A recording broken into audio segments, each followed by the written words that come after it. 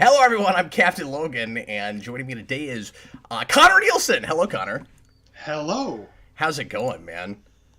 I'm doing well. I had a wonderful summer, honestly. I'm glad to hear But that. It's been a while since I've seen you, so thanks for coming in for another review.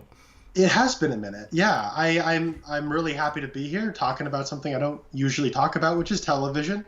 That's true. But Yeah, and animation too. We haven't done a ton of. I guess some Pixar, you and me. that's true. That's true.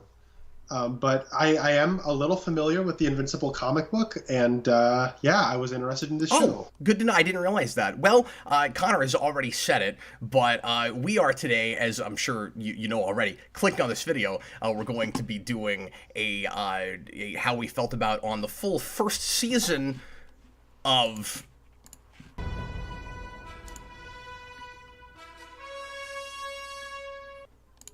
So yeah, we because you got to do that. You can't say it. You got to just see it. It's very important. That's true. I I feel ashamed of myself of just letting the cat out of the bag. Yeah, early on and you just ruined the saying whole it. thing. Yeah, Ah, you ruined. Yeah, it's darn alright. it. It's all right. I should have told you about it. I thought it'd be funnier if I didn't. Well, I thought good on you. I like So, it. Connor, what is your background with the comic? Because I had not had a chance to look at it, and part of the reason that I didn't watch the show when it started, and that I just waited so long before I finally reviewed any of it, like I waited until somebody requested it and forced me to do the first couple episodes. This is not by request, by the way. This was me watching the rest of it because I was so compelled to continue after the first couple of episodes. I got real invested in it. I was like, okay, fine, I'm going to take out the time and go ahead and do it and review it. And but I kind of wanted to read some of the book first because I like Kirkman and like everything else I've read from him, and I just couldn't find the time to do it. So how much of the book had you read? I have read the first 13 issues, which is the first Ultimate edition hardcover that they've been putting out. I think they're all done putting those Okay, out. story-wise, about how far into the show does that get? That's what is I mean, I know they move a lot of This is things around, interesting. so the framing of it is the first season. So the stuff with Omni-Man, that's all the last two issues. The last two episodes are kind of the last two-ish issues of the first year of like 11 and 12. And I think 13 is sort of like a coda chapter. It's Okay. been about a year since I've read it because my brother works at a comic shop and he started reading it because the show was coming out and it was very popular in the store and he kind of wanted to be familiar with it. And he said I would probably really like it. And actually, the last time I went to visit you, when I was flying, that's when I was reading it. So I read a lot of that first trade on the way back from Kansas the last time. And Oh. I've been familiar with the comic book because I started reading in 2011, and the book had been going on for about 8, 9, maybe 10 years around that time. And so it was pretty popular with longtime comic book readers, but I had always meant to get around to it. I just knew it as the other Robert Kirkman book than The Walking Dead. That, of course, predates The Walking Dead, I think, exactly. right? I think so. I think so. It's still back when Image had something of a shared universe trying to go on, because in the funeral issue for the Guardians of the Globe, the Savage Dragon shows up. And Isn't that weird they were still doing that? Because Spawn had that in the early days, where it would try to cross with Youngbloods and Savage Dragon and other stuff. And then they kind of dropped that after a while, and they would only occasionally do it. And yeah, so it's really weird that we're still in there a little bit. So that's about all I had experience with. And what was interesting about this show is how it adapts the material, and it takes a lot from the second year of the comics and moves it around. And I don't know, how much of the comic did you read, if at all? Well, now I've read like the first 3 or 4 issues while going back and giving this a second watch, just to get a sense of the flavor of it and how it's being adapted, versus what the show looks like. But I'm not very far in yet, so that's why I was wondering just how far along it gets. So I assume then that there are probably a lot of characters that you don't get to even in the first 13 issues that are already in the season. Well, Right. a lot of the characters are here. Oh, okay. It's what we do with those characters that I have went over to my brother's bookshelf, skimmed through those Ultimate collections that he's been collecting and thumbed through it and seen, oh, this is from the third year, this is from the second year. Interesting.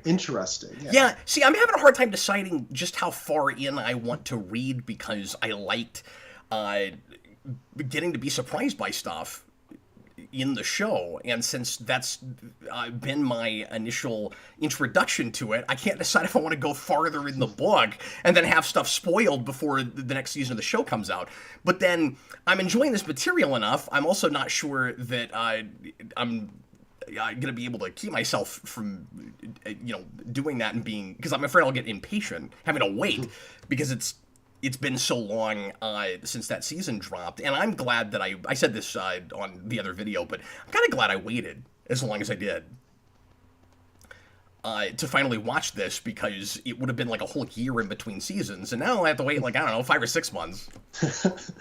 Yeah, no, that's kind of where my reservations with television, and just as an impatient viewer, come from. Yeah. I don't know what it is. I'm a really bad TV watcher. And a lot of that does come down to I will get caught up, and then I get into the habit of watching a show, and then I get out of the habit of watching the show, and then it's hard for me to get back into it. Yeah. Well, and for me, a lot of the time it's just there's so many other things I've had to watch in the middle, in the interim, and I've slept since then, and then the next season will finally drop, and you'll watch an episode, and you'll go, okay, I'm not remembering enough. Like, I'm going to have to go back and rewatch the whole thing before I come back in, and I kind of hate that feeling. Oh, exactly. Yeah. But anyway, so yeah, like, I'm getting impatient. I'm wanting to go ahead and keep reading ahead and find out some things that happen, but then also knowing that the show is shuffling things around and stuff. I guess it's liable to also spoil things for the book, so I guess I'm screwed any direction I go. I guess it doesn't matter what order I look at this stuff in.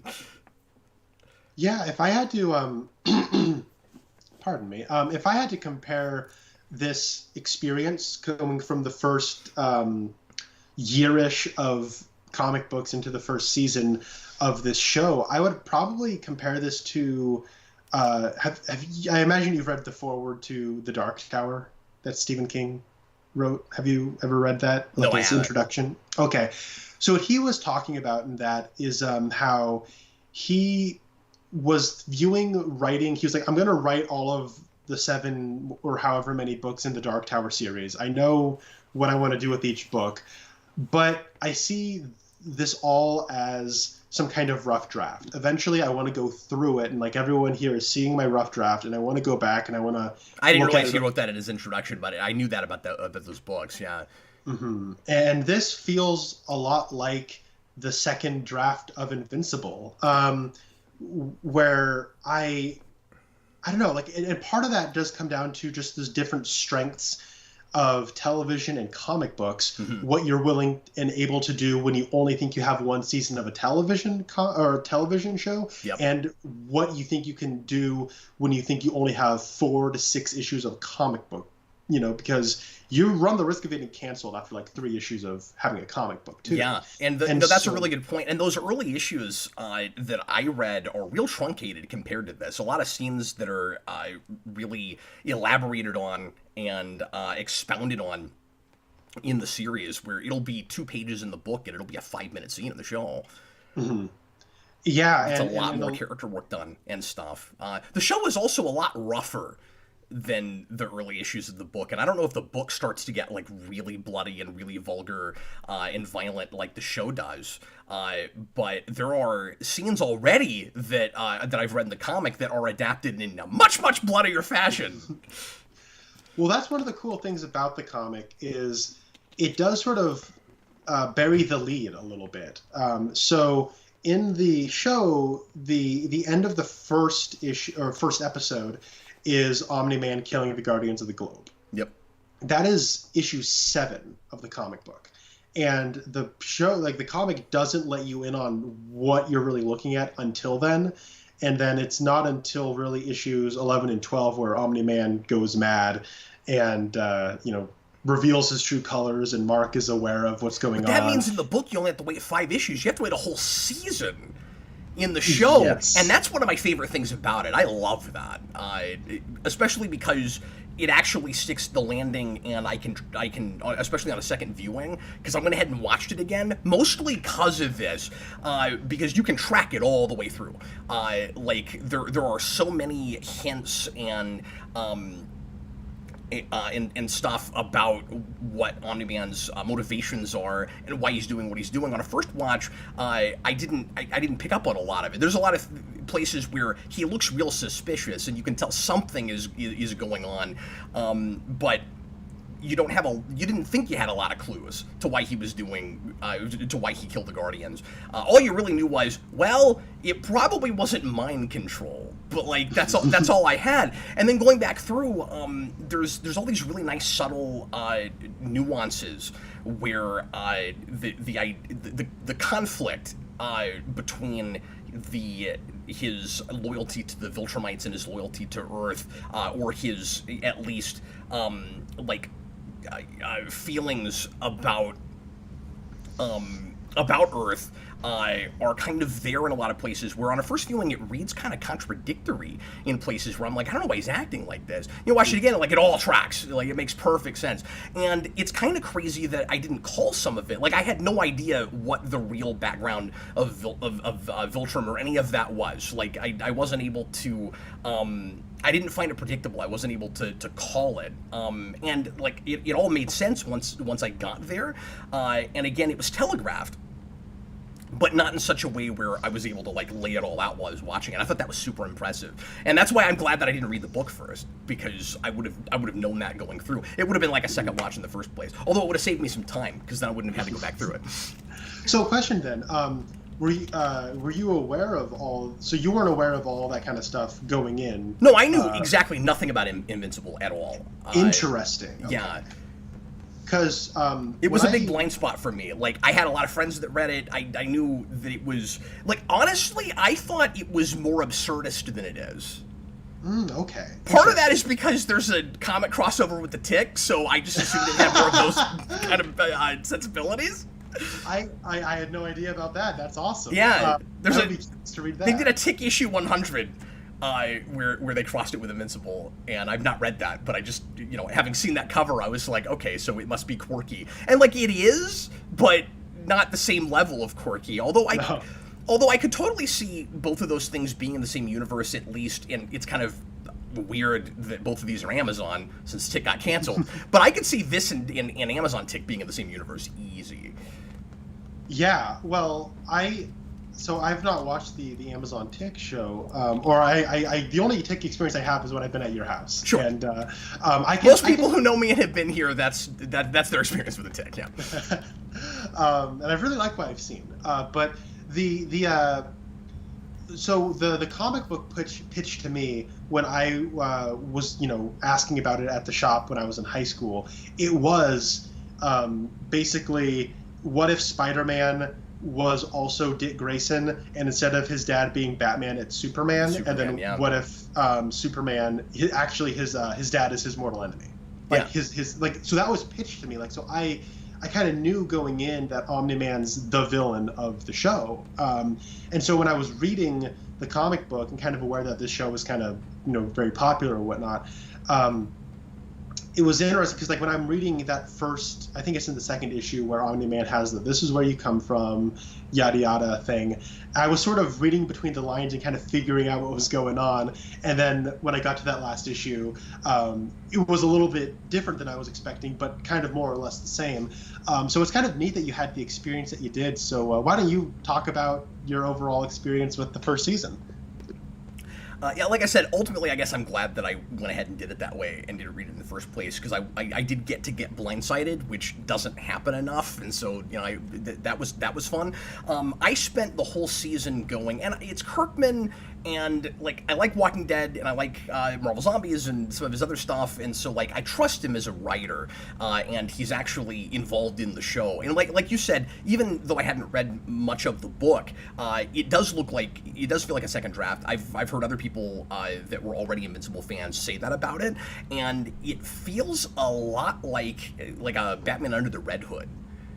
or something, you know, where like the same guy gets to come in and rewrite his own material for screen, and in adapting to another medium, he gets kind of a second chance at bat and maybe improves on it in some ways. But having not read too much of the book yet, I can't tell how much, you know, improved it is. But I've heard people say that, so I'll be surprised if I don't feel that way about it. But obviously, both mediums write for this kind of material. But I don't want to retread too much in the review I did with Austin.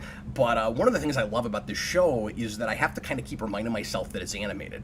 It's a 45 to 50 minute show that's paced really well, and it gets a lot done in that time period. And so the format of it is like a live action show. It's not really, it doesn't feel too much like an animated series, but at the same time it also kind of feels like an anime in that it's adapting the source material pretty straight, even though it's taking maybe some liberties and moving some things around and stuff.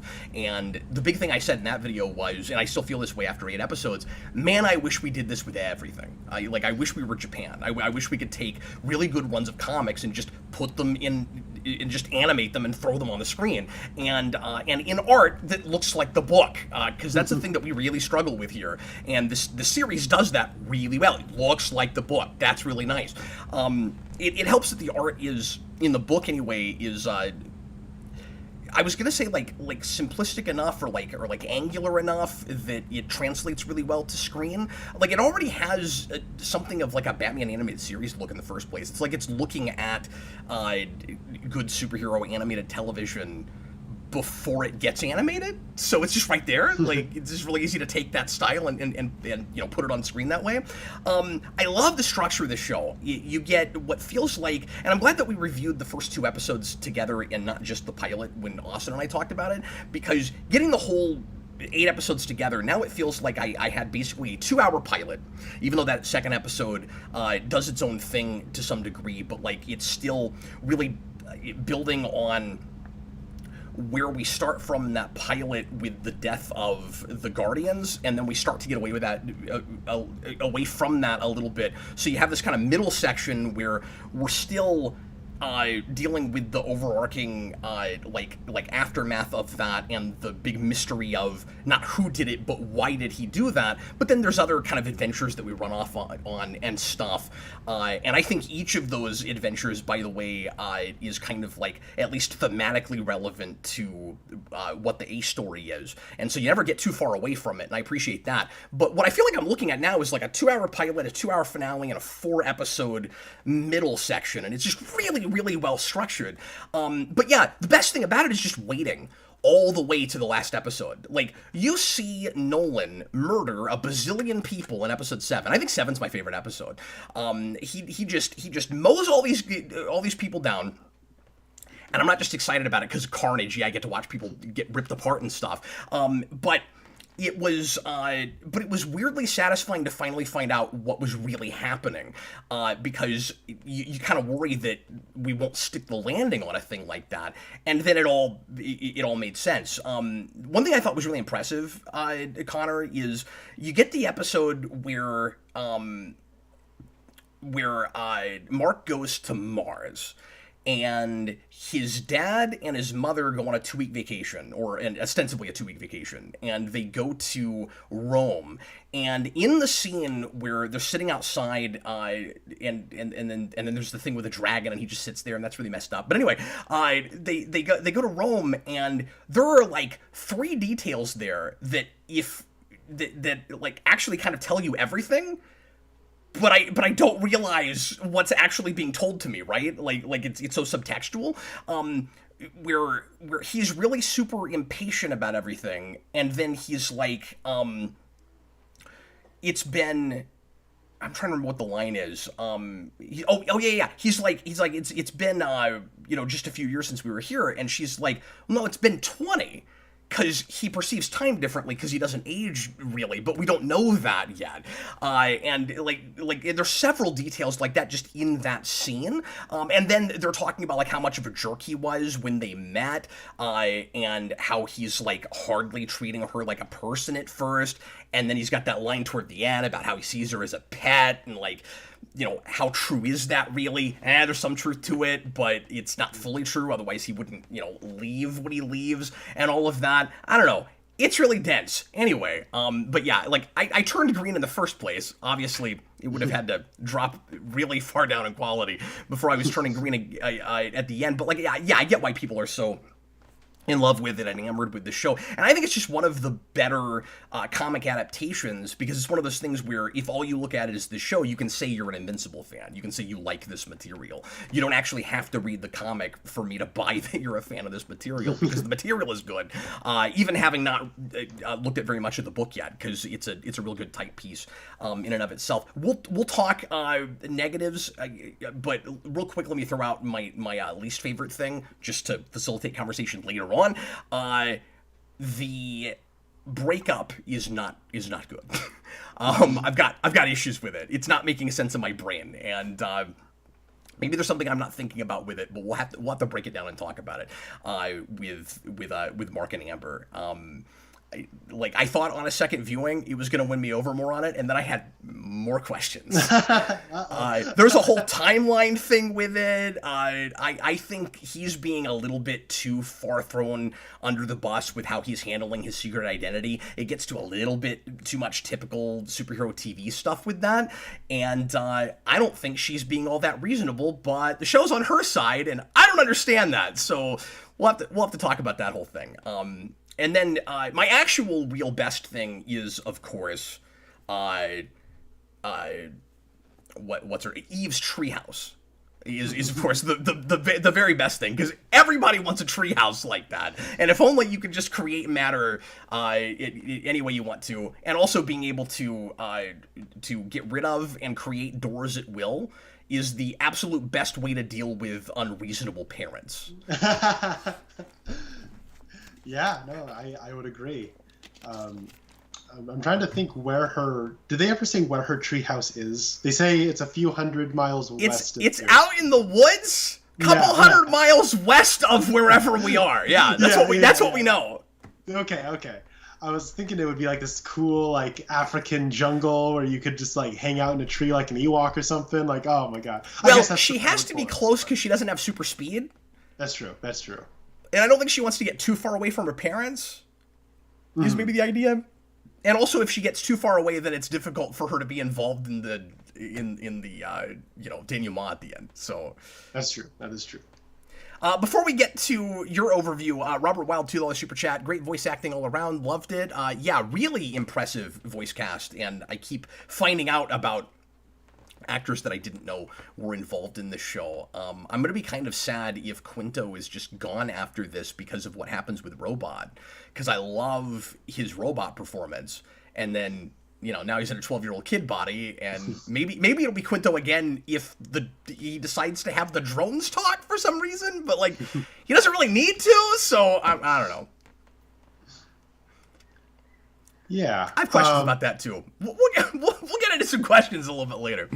Well, what was kind of neat about this is that it does kind of do, you know, the 21st century animated thing where they just kind of go for an all-star cast, and everyone is really cool in the roles. But like they also do the kind of classic. I think Mark Hamill plays like 3 characters in this. He's just kind of part of like a general voice ensemble.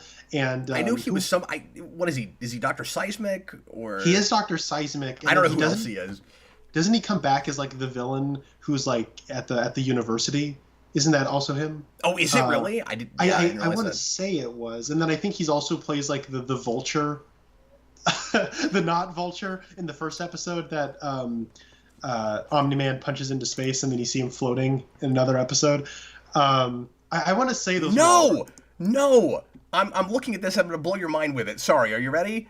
Yes. Go for it. So you're talking about the villain at the university, right? Yes. Who turns people into gruesome cyborgs.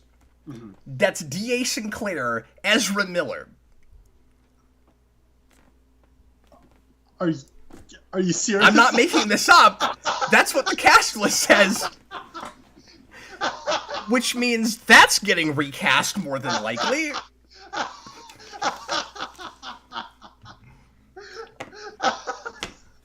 Yeah, I didn't know that.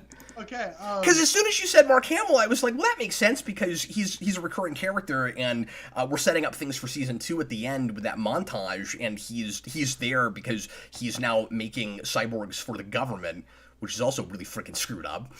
And God, those outfits they have with the flag, that's crazy. Oh, Mark Hamill does play the tailor, actually. Thank you, Robert Wilde. Art? Yeah. Is he Art? Wow. Yeah. He disappears there. I couldn't tell. I didn't have me that. neither. I could really tell with Dr. Seismic. But I had no problem picking out Michael Dorn, though. Yeah, and Battle Beast?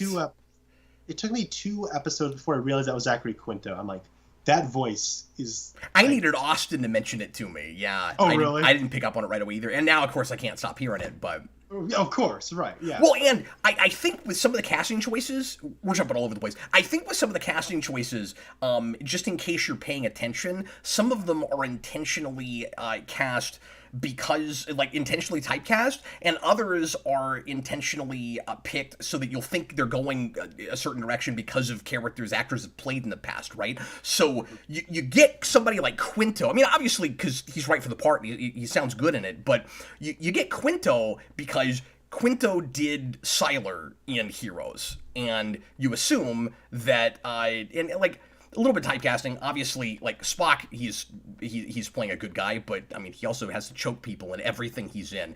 Almost everything he's in, Zachary Quinto is choking somebody out. But you get somebody like Quinto, so because you got this kind of mystery in the background where he's doing some kind of machinations. What is it? Is he going to be another villain? Or if you don't know anything about Invincible, you might be thinking maybe they're trying to set it up so that Nolan looks like he'll be the villain at the end to go up against Invincible, and then somehow it turns out he actually had a good reason for like brutally slaughtering 7 superheroes, or it was, you know, Robot was behind it all along or something, and then you get to the end and it's like, no, J.K. Simmons was picked because of the sometimes villains that he plays, and that really was casting to type, and then Quinto was picked somewhat against type, but also because he does the like mysterious thing well. So yeah, I think they're doing some of that on purpose, and I really like those choices. Well, and when we were talking about Doctor Strange, I was a little, aggressive about John Krasinski. This is actually, like, this show actually has the kind of a thing that you were talking about where, like, yeah, no, they got kind of what I would assume is, like, the meme NPC, like, Reddit, co-signed, like, casting where they got J.K. Simmons as Omni-Man, of course. What's his face? Seth Rogen as Alan the Alien, of course. Well, and Rogen's producing it, so he was going to want to be in there somewhere. Sure. But, like, if you're going to get Rogen to play anybody, he'll play. But the thing is, I have no problem with those casting choices. They're great in their roles. Like, when I'm reading Invincible, I didn't know that Rogen was playing Alan the Alien, and I just sort of inadvertently cast Rogen as the character in my head. I'm like, oh my god, that's crazy. But no, they're also really good in their roles, and it's not just sometimes the obvious choice is the right choice, and in those cases, I think, and then pretty much everybody in the show, they're great. And for the most part, they don't jump out at me real hard either. I mean, like Simmons, I'm just too used to his voice, and it took me a minute to not be thinking about Simmons. But like, if you go back and look at those early issues, he kind of looks like him in the face. Like, he already looks like J.K. Simmons. It's a little bit like I don't know that he was a character model, but it's a little bit like Sam Jackson in the Ultimate Comics with Nick Fury, where it's like, yeah, he looks like Sam Jackson, and they got Sam Jackson. Like, yeah, I was really not sure who was playing Invincible for a few episodes, and it's actually Stephen Yeun who plays Glenn in The Walking Dead. So I didn't actually look that up, but that's really neat because I really like that actor, and I didn't realize that's who it was. I gotta say, Stephen Yeun, that guy is killing it right now. He left The Walking Dead at the perfect time. Yeah, he did. He left that show, and that show plummeted in relevancy in terms of like pop culture. Now, the way they killed him off was nonsense, but whatever. Well, not the way they killed him off, but the way they have a season earlier made you think they killed him off, And yeah. I don't know if you saw it, but like they really copped out on that. Like they teased the audience so hard. Like it looks like you watch him get eviscerated. Dude. And then their explanation for how he's still alive, I'm like, I'm not buying that at all. This is preposterous. Stop it. And then they do that just so that a few episodes later they can kill him anyway. Like, no. Yeah. No. So I did not watch The Walking Dead. My brother did. And I was like, oh, my brother had The Walking Dead on. And I said, I will watch just an episode with you. And it was that episode. It was that episode? He's on the dumpster, and then, like, he falls off, and then, like, the zombies are at him. I'm like, wow, I guess I just happened to watch the episode where Glenn died. And then the next episode, they were like, psych! The other guy fell on top of him. Like, oh, are what? Come on, no. Time out, no. Now, I gotta say, because it really looks like you're seeing him get shredded. I guess it's supposed to be the other guy's body, but you can see his head. Like, no. Yeah, it's ridiculous. That's terrible. But speaking of Walking Dead, I gotta say this real quick. The end of that season, spoilers for Walking Dead, but of course the famous episode where Negan finally shows up and kills. I guess the beginning of the next, it kills not one but two of the main characters, including Glenn. Was like a really emotionally rattling kind of experience for me, and it took me a couple of days to like feel normal after having to sit through that. It was an experience I'd not had really with television, especially with a show that ebbed and flowed so hard, and that I had at some points kind of written off, and then at other points kind of come back to. It's really weird that it was able to affect me in that way. Last couple episodes of this, I had that a little bit too. Just with how I think just putting myself in the place of Mark and the father-son thing and how insanely tragic it is, and because I never full-on hate Omni-Man, like I'm getting like how conflicted he is, and so he's never just a straight-up monster, even while you're watching him mow down like dozens or hundreds of people in the most violent, horrifying, horrific possible ways. When he at the end, like toward the end, goes to town on his son and then says, well, look, 17 more years, I'll just make another one. Like, I couldn't deal with that. That really bothered me, like in a good way. I hadn't felt like that in a long time, where I was just reeling from that. No, I hear you. Should I get into my best thing, worst thing overview? My apologies. Go ahead. No. We were talking about a super chat about voice casting, and then we got on it.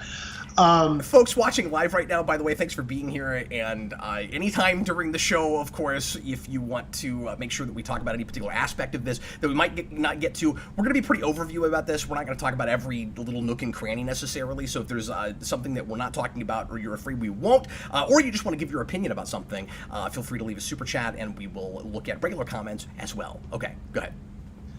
Yeah, I was very impressed with this show, and I was in a similar way with the comic. This starts out in a kind of a neat enough place where I'm like, okay, there's enough here to keep me interested, but it's a little light, it's a little inconsequential, like it's not really doing a lot to set itself apart from the pack. But you know what? I told Cap I'd do a review on this, or I told my brother I would read the first trade. There's enough here to keep me going, right? Yeah.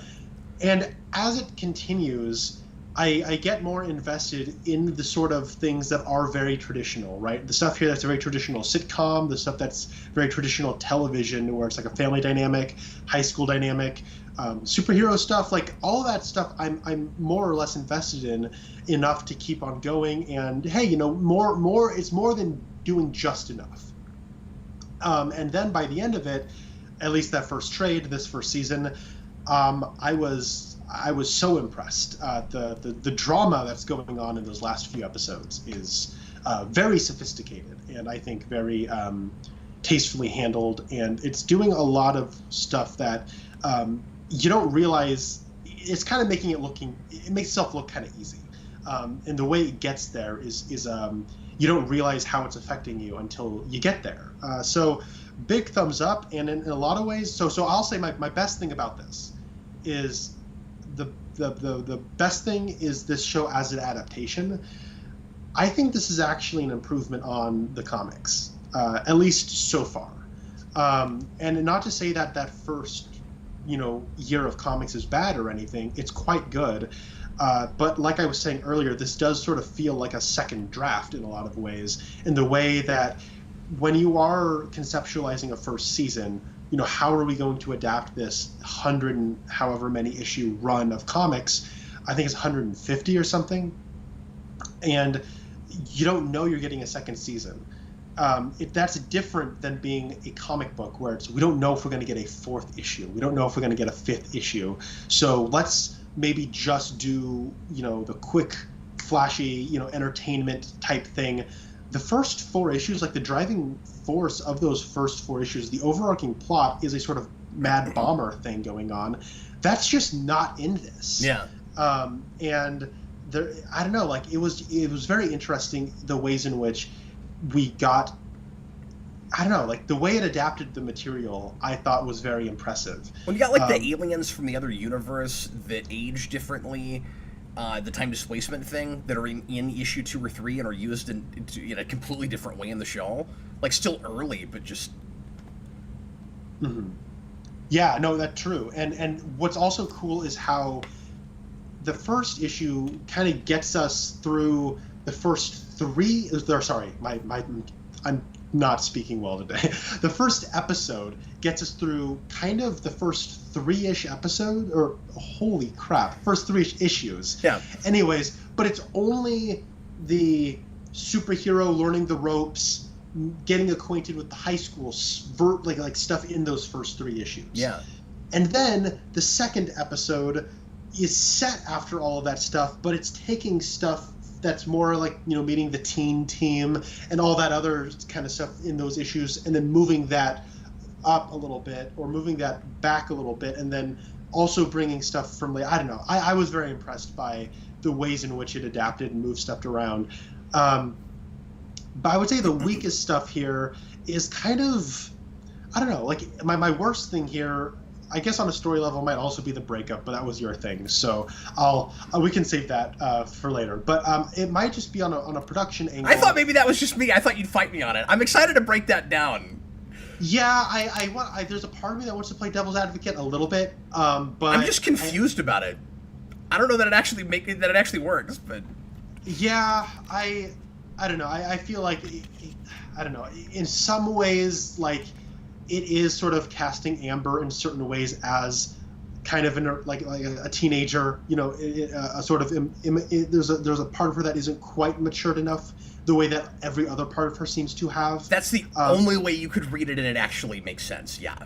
Yeah, but then I also feel like there's other places where the show kind of does play that scene in a way that the show's on her side too much with it. So if it's because she's immature, then why is the show with her and not Mark? Especially the places where Eve is also kind of taking up for her a little bit and saying, well, yeah, but you were kind of, a jerk and strung her along too long and all of that. And I'm like, he wasn't.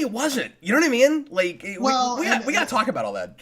There are certainly the authenticity to Mark as a teenager is very authentic. Yes, absolutely. And especially how horrible his time management skills. My little brother is this age, and that yes.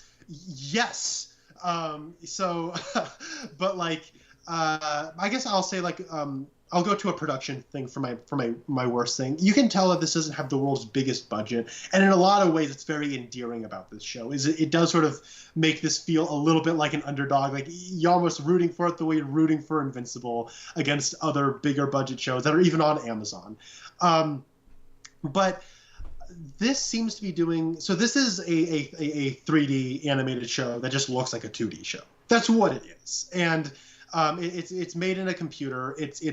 They're using 3D models and then putting sort of a 2D sheen over everything. I mean, to be fair, that's how a lot of 2D is done now. Oh, but... no, it is. And I have the same kind of gripe with those shows as well. And I understand it's a cost-efficient thing. Like I understand all the reasonings for it. But you're right. More than a lot of those things, it is throwing back to old cel-shaded animation and wanting you to feel like that's what you're watching to some degree. But there are places, specifically like the the establishing shot of that high school does not look 2D at all. And then there's even little things like the spaceship in the Mars episode that it does look like I'm looking at Wind Waker and not like I'm looking at, I don't know, Batman the Animated Series. Okay, but can I argue with you about that for a second? Because I think that's entirely intentional. Like, there are a lot of those like DC direct-to-video animated movies, and even going back to the 90s and cel-shaded animation, where action scenes they'll intentionally make vehicles look 3D. So like, I don't think they're trying to make that stuff look flat. I think they're like in the action scenes.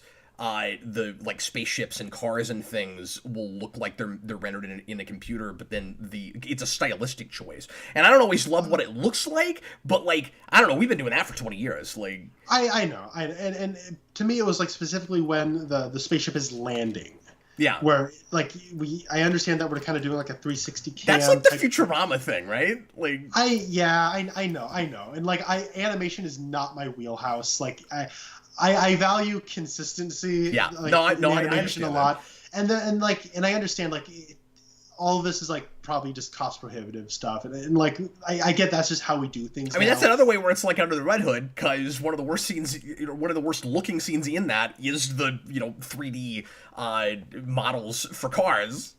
Okay, and then I think this sort of extends also to the audio, and it's not necessarily going to be what people are thinking. I think when Dr. Seismic is going around, my subwoofer was coming. It was awesome. Like, that was a killer action sequence. It was actually, in more of the quieter scenes, I felt like the orchestrated music was overpowering the dialogue quite a bit. And that part where Donald is I never noticed that. When Donald is like talking to Cecil on the phone with the big kaiju that's knocked out, and he's like, it's still alive. Yeah. I actually had to like go back and turn subtitles on because I could not understand what they were saying. And that happened a few times where it was like a dramatic, someone's reading something in a lower register voice. Something like Omni-Man will have. Like, there was a few times where I did have to go back and not just go back to listen, but go back with subtitles because the mixing was a little strange in places. And you know, but that's to be fair, I can't comment on that kind of thing as much as I maybe used to, because I watch everything with subtitles now, just so that I'm not missing story points and stuff. So yeah, that might be there, and I missed it. Maybe that's what I got to do now too. But yeah, but when you do that, it kind of messes with the experience, because it's not the way it's necessarily intended to be watched, and so you're kind of cheating a little bit. Yeah, so worst thing subtitles are the only reason that I knew that her name was Adam Eve with a T. because we talked about that in the other video. Austin was like, or maybe it was before we recorded, I can't remember, but he was like, I don't know why her name is Adam Eve, and I'm like, it's ATOM, and he's like, oh, that makes a lot more sense now. Okay. Well, and then it's also a little confusing because I actually went over to my comic and was like thumbing through it, and I'm like, oh, it is Atom Eve. Oh, okay. And then, but her dad's name, if you noticed, is Adam. Is it? Yes. I did not pick up on that. That's great. That was funny. I like that. Kirkman is playing around with names all through this. Nearly every name is either prophetic, or it's ironic, or it just perfectly reflects the character. Like, I didn't have this thought until this morning, doing a second watch of the last episode, but I kept thinking, like, why would you take a major last name from a pre-existing comic character, like a really famous one, and make it your main character's name? Why would we do Grayson? Because a lot of the people that would think to watch this or read the book have got to be thinking Dick Grayson, and then that takes you out a little bit. And some of it is probably intentionally, he's got some things in common with Dick Grayson, and he is that teenage character. Like, let's give him a DC name, even though he's kind of Spider-Man, because everything else in this is DC. Like everything. It's Teen Titans, and it's Doom Patrol, and it's Justice League. Like, it's all DC. There's hardly any Marvel anything in the show, except the situation is very Spider-Man. And then I thought, but then you get to the end of the season, and you understand why his dad was sent there and what Viltrum is all about. And there's some talk through the season, of course, about the shades of gray and like it's superheroes and supervillains, but it can be more complicated than that. We have a very complicated relationship with our evil Superman and our like super son kind of Spider-Man. Gray Sun. Okay, that's intentional. That's got to be intentional. That's actually I didn't even think about that. That's really cool. I don't think I'm reading too far into that. That's got to be intentional. You're not at all. And there is so much, like, I mean, yeah, there's fun punny names and whatnot, but that's all over this show. Like the Mahler twins, they don't want to be called twins, but the design of their shirt has a big M on the front, and on the back it's a T. You know what I mean? I didn't catch that. That's great. So like it's a blue M, but it has black with it. But then the black becomes a T on the back, and so it's like that. So if that's intentional in the design work, and that has to be intentional in terms of like the name of it. And then you get the ironic ones, like okay, robot is not a robot. Yes. And when we first get his name, it's so bizarrely generic, and you're like, there's got to be something going on here. Oh, it's not generic at all. He's got drones that are robots, and so he calls himself Robot because his superpower is not really superpower, but like his thing is he's controlling robots, so his name is Robot. It's no longer generic. If he's just a robot, it's a generic name. If he controls robots, it's not a generic. That's fantastic. I love stuff like that. And I said this before, but like duplicate is one of my favorite puns in anything now. It's fantastic. Yeah. Yeah, no, there's a lot of really neat stuff going on here. So that was kind of my best thing, worst thing. Where did you want to go with this? Oh my goodness, there's so many different things we can talk about. Let's break down the breakup real quick, since that's my kind of biggest complaint with the show. I thought that relationship was very charming from the beginning, and in general, I really like them together. Okay, and I like the way that Eve kind of... Well, let me also say, I like the love triangle or lack thereof. It's handled just really, really maturely, right? Like, you get to... Even by the end of the season, I'm not 100% sure that he's never going to end up dating Eve. Like, that could still happen, but I like that there's never that, like, forced dramatic moment where they're all yelling at each other, or like he sleeps around with her. We do all that with Rexplosion. We don't have to do that with our main guy yet. But I like the part where Eve is kind of breaking it down to him and says, look, you have to decide how serious you are with this girl before you decide to tell her that you are a superhero, let out your secret identity, because it's like an inner circle thing. And once you let that cat out of the bag, that's it. She's going to know forever. Now she's in your inner circle. If you never want to talk again, that gets really complicated when you're a superhero. So like that's really important. She also probably should have suggested some sort of timetable. You know, she probably should have been like, now on the other hand, if you wait too long, it might irreparably damage your relationship, or you might have a difficult time staying together or staying friends. So when later on she says, you know, why did you string her along for 5 months? I'm thinking from Mark's perspective, well, like, just how serious am I supposed to be, though? You know what I mean? Because from his perspective, he's got all these conflicting responsibilities, especially with his father, which nobody else knows about or understands, and even he does not fully understand. Again, I love all the bits where his dad says one thing, but it actually means something else. So when he's like, we Viltrumites have responsibilities other humans don't have, he's not talking about what he thinks he's talking about. That's or what we're supposed to think that he's talking about. That's all great. But anyway, so the big issue I have is just timetable, right? She is upset that he's your typical, you know, girl dating a superhero thing. It's Mary Jane, it's Lana Lang in Smallville. It's very Lana Lang in Smallville, where she is inviting him to things, he's showing up late or not at all, he's making promises he can't keep, and then ultimately the problem isn't just that he's not doing what he says he will, it's that she can tell that he is lying to her, even though, unlike Lana Lang, it comes very, very late before it seems to have anything to do with secrets. Like, she doesn't put it in those terms ever. It's almost like she's waiting for him to finally just break down and tell her that he's a superhero, like she needs him to read her mind or something.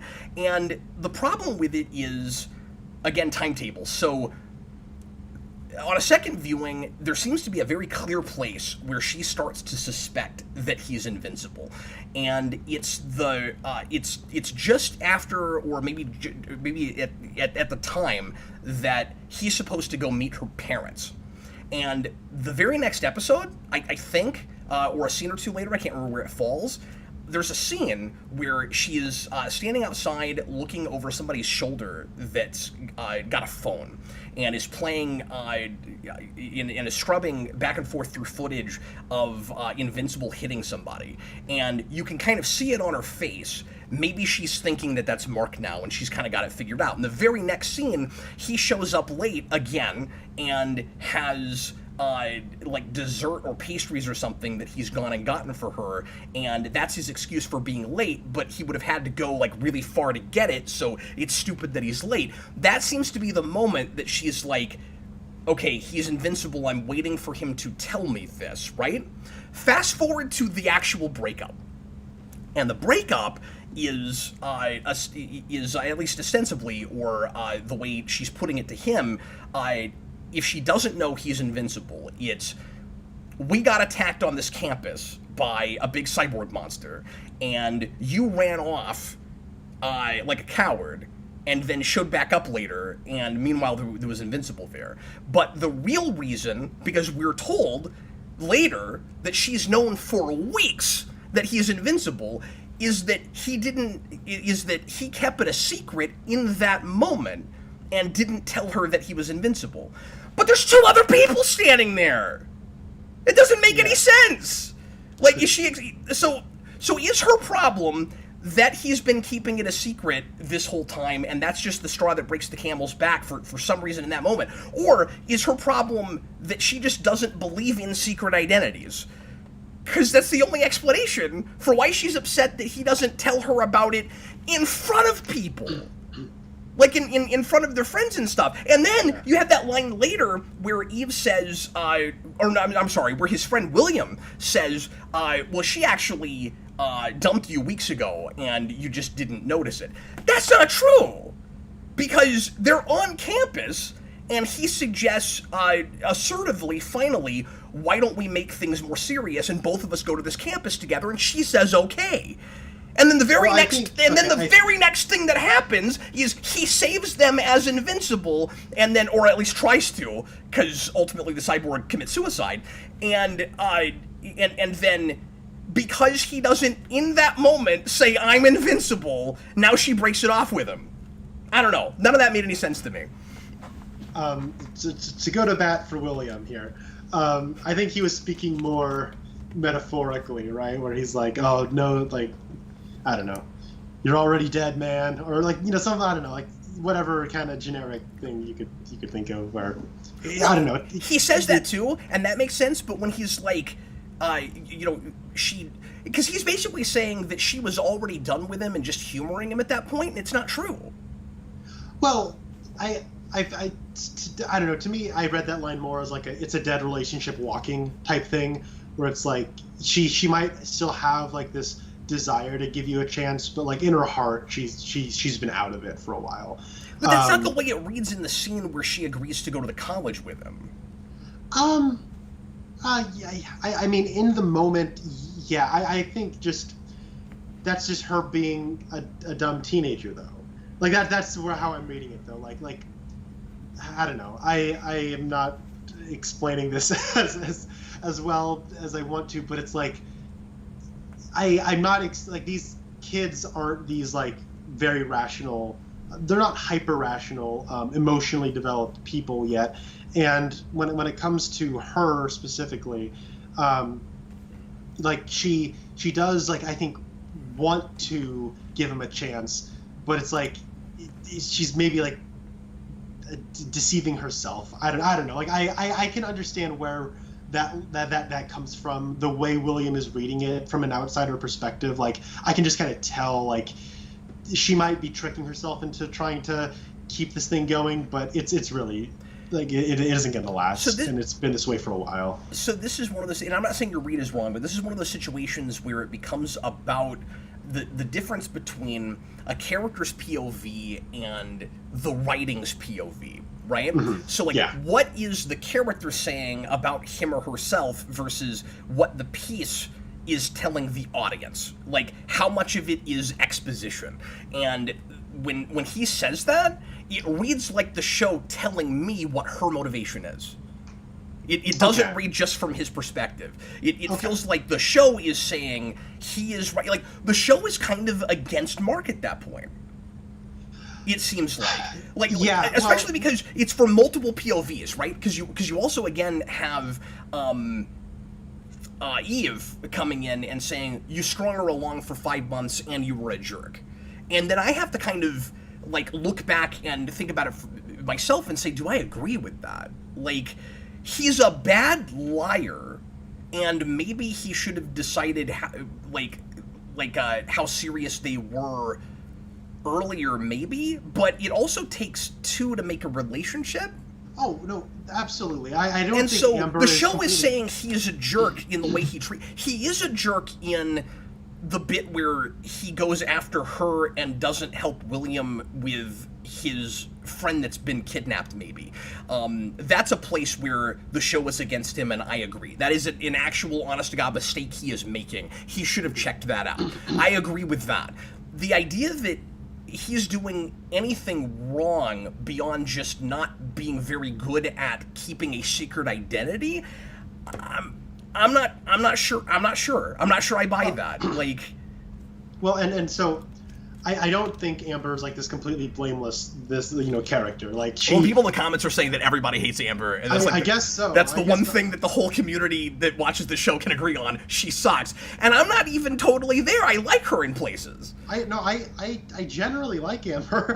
I don't know. Like, the thing is, like, so I it's like one of those things where you have to like view your life and Mark's life, I think, in a different way. Where it's like, yes, he's a superhero, and that comes with responsibilities. This is very clearly like his first relationship. It's definitely his first serious relationship. I was sort of reading it as his first relationship, maybe, period. Yeah. And, newsflash, when you're a teenager and you're not used to, like, a relationship and you're also trying to, like, balance commitments, you're going to be bad at your relationship. And so, like... Well, and it's that puberty metaphor. He just got his powers, and immediately after that. So, like, he's totally changed, and he's got these new responsibilities on top of that. It's basically like having puberty, getting handed the keys to a restaurant you have to manage, and getting a girlfriend all at the same time. Yeah, and so, like... I obviously have sympathy for Mark. Like, I'm honest. Like, I get where he's coming from. He's not some irrational person. But, like, the amount of times he says, let's start over, like, come on. Like That's fair. Like, he believes that, but, like, he's not gonna. And it's like one of those things where it's like, I see this happen all the time with teenagers. I see this happen, like, this happened to myself forever, where it was like, it's going to be different. I failed. I got forgiven. I got to start over. I failed. I didn't do what I didn't go out the way I thought. We got to start over. It's not until you have to, like, have, like, these hard things happen to you where you're actually going to change. And, like, Mark was always going to be a flaky guy, and to just expect her to be cool with it, that's not, But then the thing that undercuts it all is that she knows he's a superhero. Yeah. And that's the thing where I do have some problems with it, which is just that, like... She's being unreasonable at that point. Well, not 100%, because he is not committing to things that he is saying he will commit to.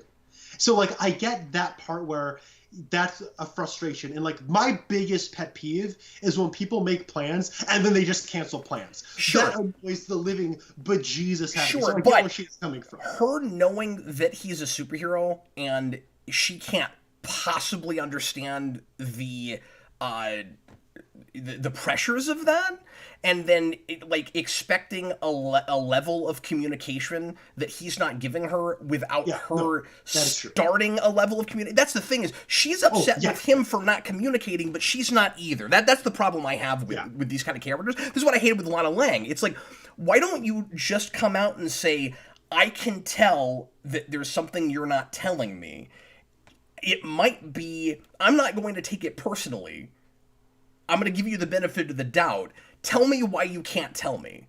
Give me just the vaguest notion of why, like, don't keep pretending like this is something you can fix. Do you see what I'm saying? Like, yeah, no, exactly. Clearly, there's it's not just that he's flaky, it's that he has another commitment. So she should say, so like, they're both in the wrong in this way, but I think the show is too much on her side, is what I'm is how I still feel about it. And I can see why you say that. He should say, look, I have things in my life and there is a place in Smallville, because they did this for 6 years, so they had to finally get there at some point. Where Clark finally says, "Look, there's just things in my life I can't tell you about. I'm not allowed to." I always thought it was stupid in that show. This is not super related, but I'll mention it real quick. I always thought it was dumb in that show that he didn't just throw his parents under the bus. That's what he should do. His parents won't allow him to tell people his secret, so all he has to say is, "Look, there's this thing that only me and my parents know. My parents won't allow me to tell you about it. So if you're upset about it, take it up with them. I can't date you and tell you about this. They won't let me." Mark could do something similar here. Not necessarily that it's as much about his parents, because they never really had that conversation of, like, you know, whether his dad would care if anybody, because ultimately it turns out that it's all about an alien invasion anyway. His dad doesn't really care who knows. At the end of the day, like, he keeps his secret identity. He's not that careful about it. Yeah, no, he's not. You know, but why can't he just go to his girlfriend and say, like, I know I keep not showing up.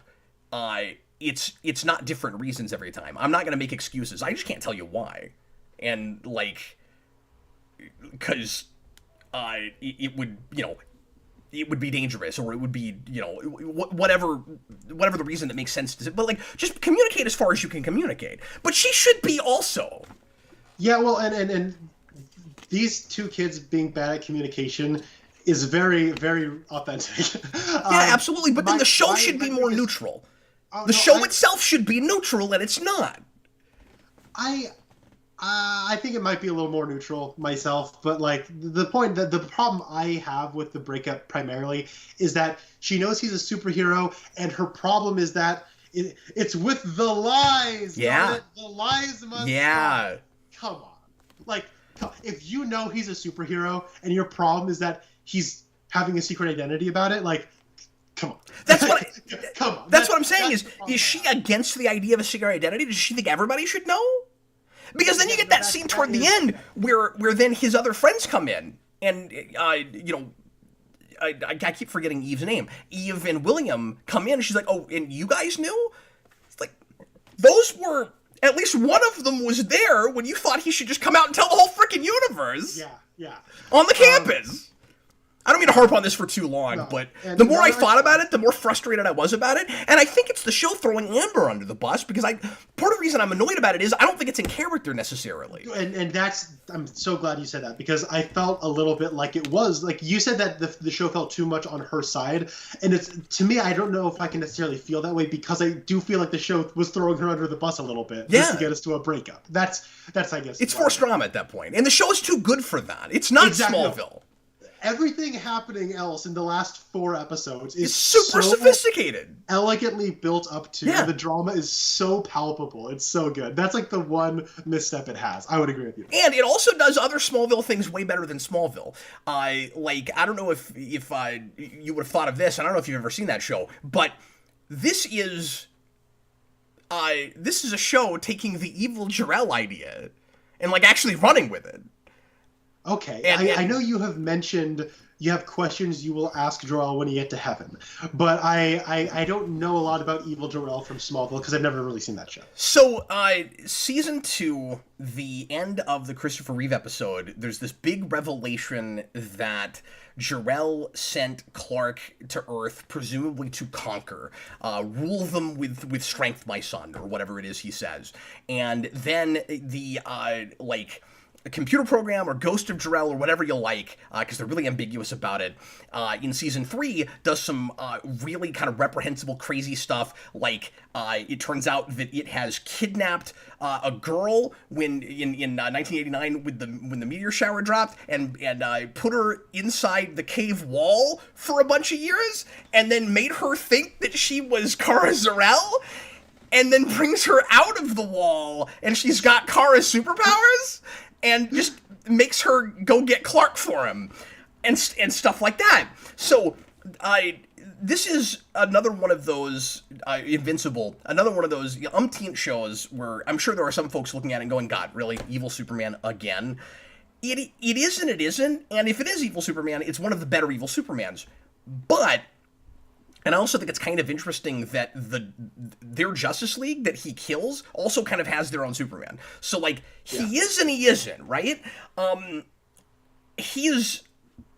Because it's not a Superman show, it's a Son of Superman show, or it's a Spider-Man show. Like, he's Scary Uncle Ben, or he's Evil Jor-El. Like that's what it actually is. And that's where it kind of separates itself from the rest of the pack.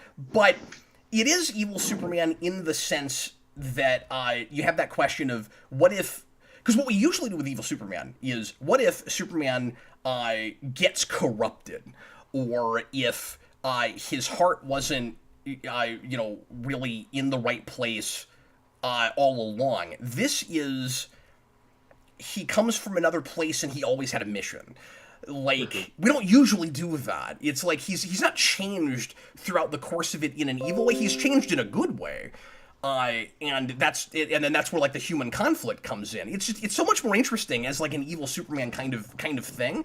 But he's really just the backstory for our superhero. Like he's the tragic backstory. Mm-hmm. No, and so we've had some pretty solid. I guess last year was the year of, how you do Evil Superman. We got Icarus, who I still maintain was a great character in the Eternals, and Omni-Man, and I mean, obviously this character's been around since, like, when did Invincible start? 2000? I thought it was a little bit later than that, but... Okay. I would have to look it up, I'm not sure. We've had, this character for a while, and while I was watching this now, and the way in which... But I just mean now all the Evil Supermans in mainstream continuity with people catching up that never bothered with comic books before, right? Because people are now finally getting Homelander for the first time because they didn't look at the boys, and getting, Evil Superman in Injustice, and, like, people have opinions about Evil Superman now because they weren't looking at comics 20 years ago like you and I were, when we did things like this, or we did things like Supreme Power and, stuff like that. Well, and that's, precisely my point. And so when I see this after, like watching this show being made after Man of Steel, the way in which the show restructures itself from the comics, it felt like a response to Man of Steel for me. Yeah. Where it felt like, because the stuff with, like, Cecil talking with Damian Darkblood, who, Clancy Brown, excellent casting there. That's another name thing that's weird. Where you had Damian. This was weird when we adapt things that were written before things that did stuff later, but then people saw the later thing before what this is adapting. So the Arrowverse had Damian Dark. And now we have Damian Darkblood. And it doesn't. That's hilarious. And this wasn't a play on of that because we didn't have that yet. Because I don't think that's comic book. I think they made that character up, or maybe that was. I'm not sure. Okay. But I think that's hilarious. And I also like just taking Martian Manhunter and taking the hunter off his name. Yeah, he's Martian Man.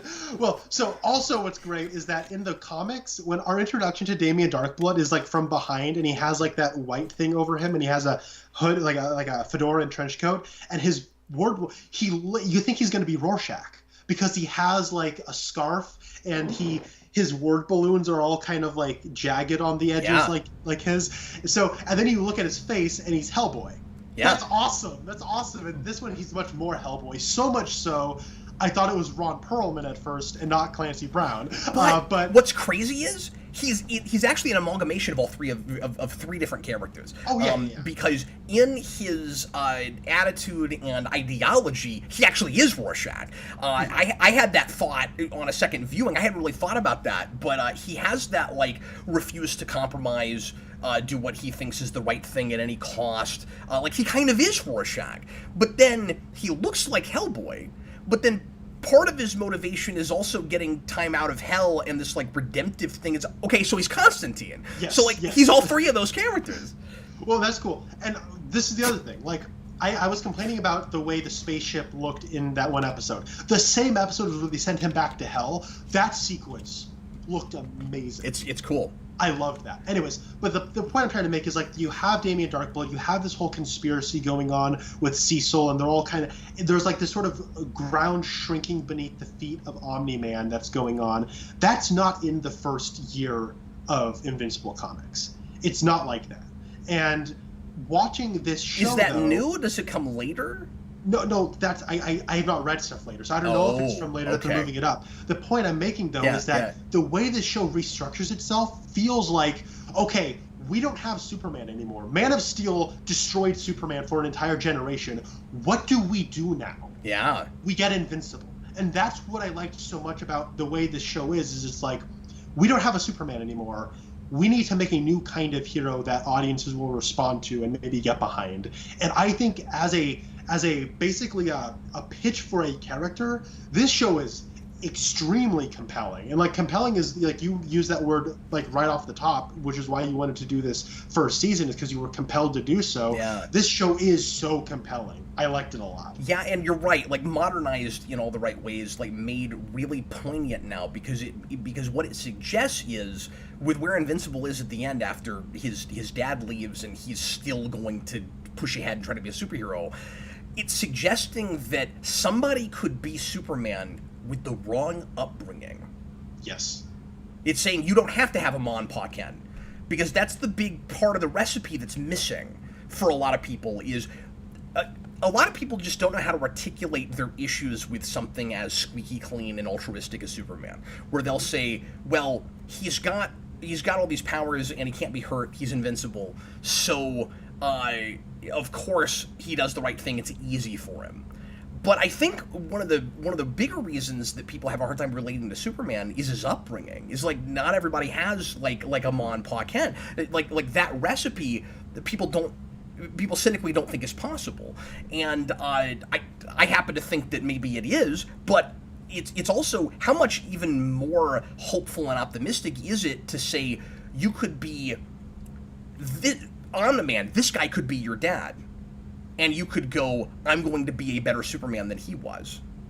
And like you come to the altruism, or something close to the altruism of Superman. Maybe you make mistakes, maybe you're still flawed, maybe you're more Peter Parker than you are Clark Kent, but you're trying. Maybe it's possible to come to that even when that guy was your dad. Now, you could say, but he more or less raised him right and then thought better of it later. But still, that was his dad, and you can see through the season a lot of places where he's giving him the wrong advice. He's telling him terrible things that a dad shouldn't say to his son. Like, he's not really raised right, and yet he's turning out okay. And maybe it's because of that he's turning out the way he's turning out, because he doesn't want to be his dad. And how sad and tragic is that when earlier in the season he says, I want to be just like you, and then you find out who his dad really is. And what's also that's kind of spectacular. But what's comforting about that is, like, it is, I don't know, what I like about this is, like, just the Invincible premise is that, like, it's taking the supposedly morally absolute DC universe, right, where we have, the paragons of virtue, the Justice League, and it's taking the whole evil Superman, cynical, supposedly realistic take on superheroes, and it's having them meet each other. And that's really interesting. And that's why it has to be DC and not Marvel. Yes. But what's very interesting, and of course, the product of that is Invincible. It's Spider-Man. It is a Marvel-ish kind of character, and that's very interesting. Yep. But what's kind of neat and what's kind of comforting about this premise is that you're more than the product of your parents. It takes a village, right? And it seems that the village was stronger at raising Mark than his own dad, even though. And obviously, his mom's really important. Yeah. Yes. We see like his ensemble. We see the different things that are affecting him. We see William. We see Amber. We see Eve. We see his mom. It's not just his dad, and that's what I think is kind of maybe comforting. I mean, a lot of that comes way late in his life, but you're right.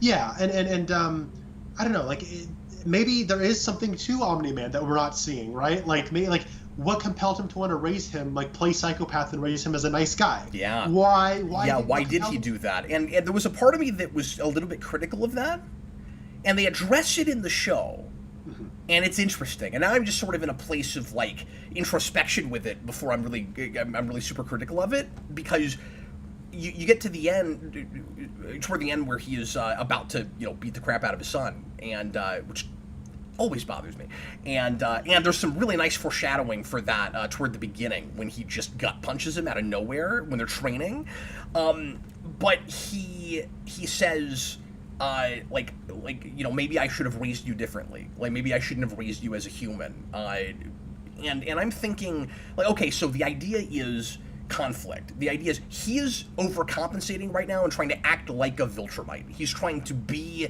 the paragon of his people and what they expect him to act like, but a lot of it is put on. A lot of it is forced. He really has changed to some degree.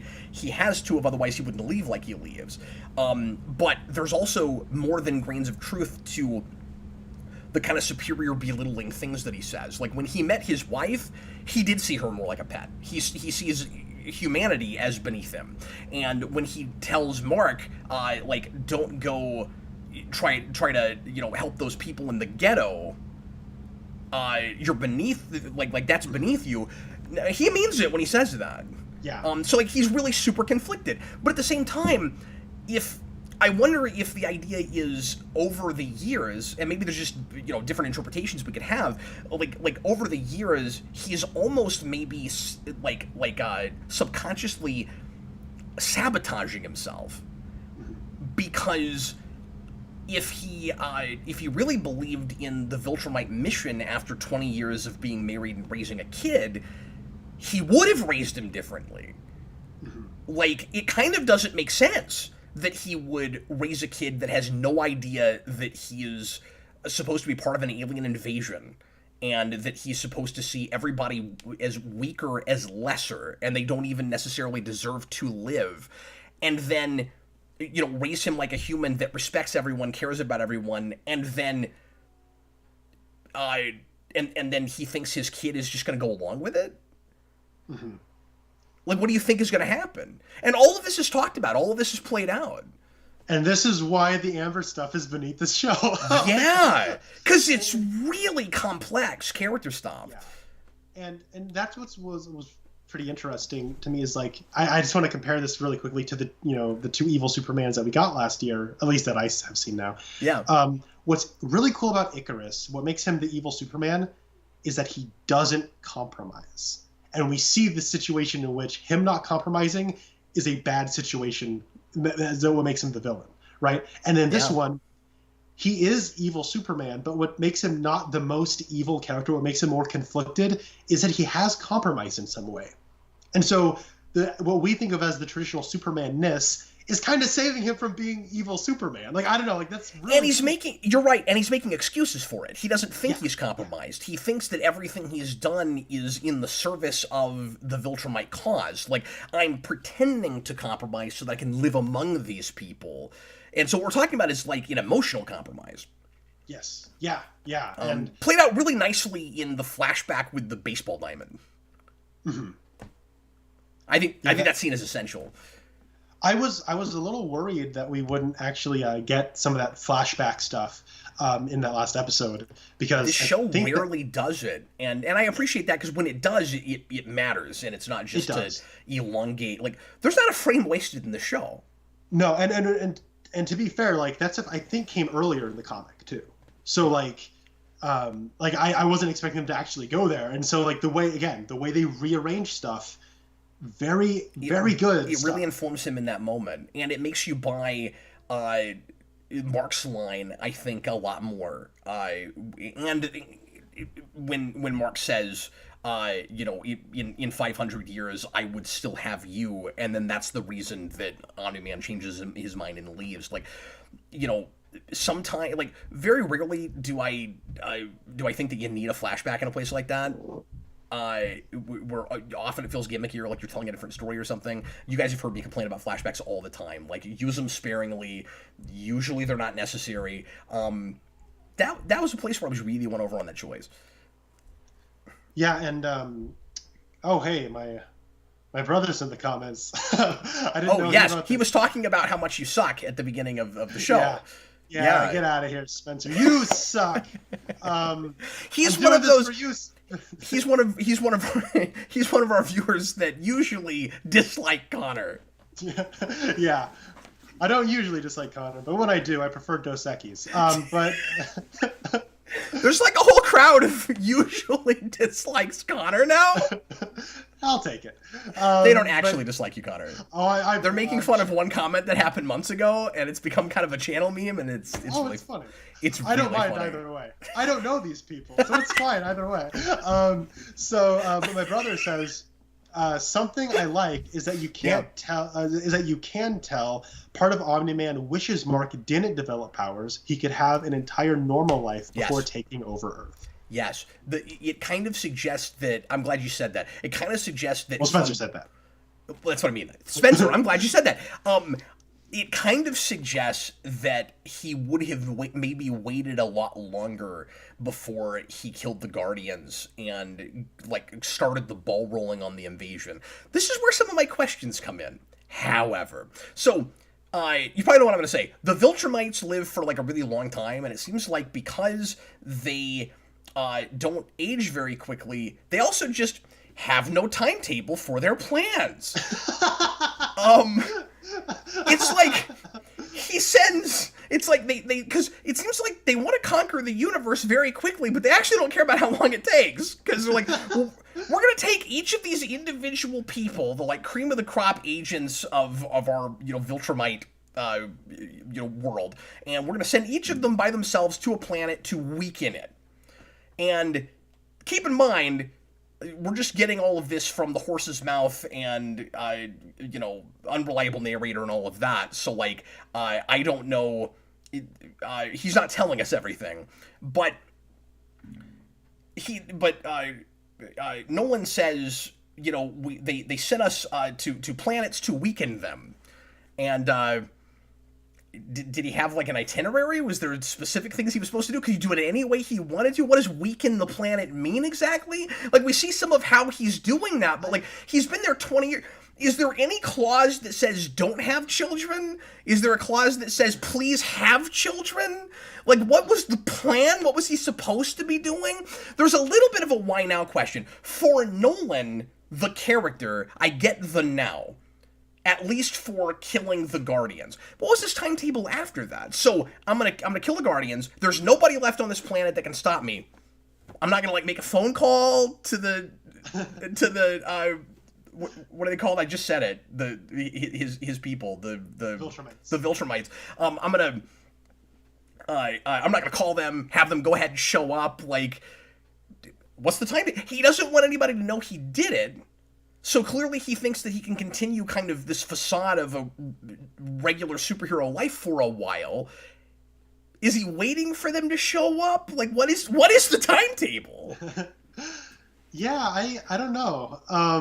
Was it one of those things where I gotta go fly back to my home planet and tell them, sorry guys, that took 20 years longer than I meant to. Sorry, dog, but hey, light years and all that, am I right? But like, I don't know. As far as weakening the planet, I think it's your Batman 66 like culture of dependence thing. Yeah, sure. And but then he didn't plan for someone like a Cecil, right? Who I think is a wonderful character. I think he's my favorite character in the show. Walton Goggins is awesome in this role. I didn't even know who it was. He doesn't really sound like Walton Goggins, at least not in the stuff that I'm used to seeing him in. But he's also an actor who has a more distinct face than a voice. But he's awesome. And but like Cecil is the super skeptical, I don't trust anybody and I won't do anything unless I'm sure. And like there's that great line in the 7th episode where Sandra Oh plays the wife. We can't remember the mom's character, but she says like, this is why I've always hated you. And he says, and this is why I hate me too, is the line. Yeah. It's great. That's good stuff. Like, but like there are people like this out there. And like he's like the perfect. Like, he's what I've always wanted from Amanda Waller. Yes, He's Amanda Waller if she didn't suck. Like that's Amanda Waller. It's a more self-aware Amanda Waller. Like he really does believe that everything he's doing is necessary, and you can't condone all the choices he makes, but he somehow still keeps his own power in check. Like, it really is for the greater good from his side. In some ways, he's one of the more heroic characters in the show. Like, he's really cynical, and it's the compartmentalization thing and all of that. He's Nick Fury, but like, from at least his own perspective, he believes in what he's doing, and he's the only thing that's able to keep everything together at the end. Yeah, and he's the one saving us from a culture of dependence, because all of the contingency plans he had, like. It doesn't, Omni-Man is able to overcome it and whatnot, but like it's keeping him from reaching Mark first. Yeah. If Mark, if Omni-Man got to him 5 minutes earlier, he wouldn't have seen the Immortal get ripped in half. And of course, that was funny enough, the only thing that Cecil didn't create. That was the Mahler twins. But by the way, the Immortal, great character design. Jack Kirby inspired to the max. I loved that. And by the way, that 7th episode, I've never been an anime guy, and specifically I've never been a shonen guy. I think I might be sold on shonen, because that's what that is, right? Yeah. That's just shonen anime. And it's power levels, power scaling. You're seeing people go, ah! How exaggerated the faces are, and he's just completely lost his mind, and yeah. It was really cool. It's like kaijus, it's strong people, it's powers happening. It's great. I also loved all the setup and payoff with monsters and things that we had earlier in the season that Cecil's been hanging on to in case he needs them, and then you get to the end of the show when he does. He calls that big kaiju that he fought earlier Hail Mary. He's like, get out the Hail Mary. Yeah. Like as a character name, it's great. That is pretty good. No, I was, and I guess you made me think of this too. Cecil's also kind of like Tower of Babel Batman. Yes. Yeah. No. Good call. He's got that too, and I don't know. Like he was shockingly sympathetic. Maybe a little bit less so when you get the montage at the end and you see the American cyborg soldiers. Well, he's behind those, and that freaks me out, and I don't like that. But I don't like it either, but it's consistent with what we got. I get why he's doing it. And, I really like the ways in which he hasn't lost his humanity the way someone like Waller has. That's what I'm saying. The way he relates to Mark. Like, there's that scene in, like, the way he relates to his mom. Yeah. Toward the end, where like he's really empathetic and he's really sensitive, and he's like walking on eggshells, trying not to say the wrong thing, and he's afraid that in his attempts to make their lives easier, he's gonna offend her somehow. And like I love that whole thing. Yeah, it's gray, son. Am I right? I don't know. Exactly. Hey, can I jump around for a second? Go for it. So I have more questions, and this came to me all of a sudden for some reason, and I wanted to make sure and talk about this somewhere, so I guess I'll mention it here. This is maybe in this day and age something of a touchy subject, so this might not be for any reason other than just like this is what it looked like in the book, or like ethical diversity or whatever it is. But I had a question about something. Yeah. So we get that line toward the end where Nolan's, because I wondered about this the whole show. Like, Mark is the product of a Viltrumite and a human, but Nolan is acting like he's going to be just as powerful as he is, and I'm like, wouldn't it have gotten diluted? Like anything else I've ever seen where you have half human, half something else. The something else isn't as powerful if you have superpowers, right? Because they're playing him as a little bit of a spot character, which is cool, but he is. But we're told by Nolan that his blood is like, because Viltrumite blood is so pure and like they're so strong and everything, it's resilient, it takes over, and he is like he says you're almost 100% pure blood. Okay, then why does his face have Asian features? Yeah, no, that is actually a question I've had. I don't know that I buy that since I read it. So, like, I think that might just be Nolan being brainwashed into like the whole like Viltrumite supremacy thing. That's the thing I've always okay, but it can't just be that, because if it is, then okay. But the problem is, we're supposed to believe that the only thing on Earth that has a chance at beating him is his son. Unless the idea is that his son never had a chance. Like, it's going to depend on what the show does down the road. If they build him up to where he can get as powerful as his dad, then that doesn't work. Yeah, no, I agree. And, yeah, no, like, that's actually a question about Invincible I've had since I've been reading the comic. For the sake of the aesthetic, I don't care, but, like, he's got an Asian voice actor. Yeah. And he's got Asian features. But his dad says that he's almost 100% Viltrumite, and he's above humans, and he's not a human. Okay, but he has to be more human than you're saying it. He has to be. Now, aesthetically, it all works out fine because that like shows you his human side. Yes, right. Like that. Visually, thematically, it's perfect. You have to have that. Yeah. But it is like getting into like made up science in these like worlds where you're like, okay, how does it actually work out? Because like, you know, your blood has like genes in it and stuff. So like, yeah, I don't know. Like it is a question I've had too. Chewbacca's lover says I'm going to an After Dark place. I don't think it is an After Dark place. No, it's just a question. It's like it's just science. Yeah, no, it is like just it's a question we have about the inner logic of this world and how that all works out. Yeah. But I felt like I had to kind of put a disclaimer in front of it because I didn't want anybody to be like, oh, so you just want all your superheroes to be white guys. That's not what I'm saying. This isn't a question about eugenics, guys. Come on. Of course not. And again, thematically, I really like that he doesn't look the same as his dad, and it suggests that he's like wearing his humanity on his sleeve and all. You know, you're absolutely right about all that. God, it's so hard to just say stuff now. I know. I'm sorry. I'm just looking at the comments right now. I'm not mute now. Oh, how canceled are we? We'll get renewed on Amazon. Don't you worry. Oh, okay. Good. Hey, here's another thing I really like about the show. I like, but it also gives me a little bit of a question.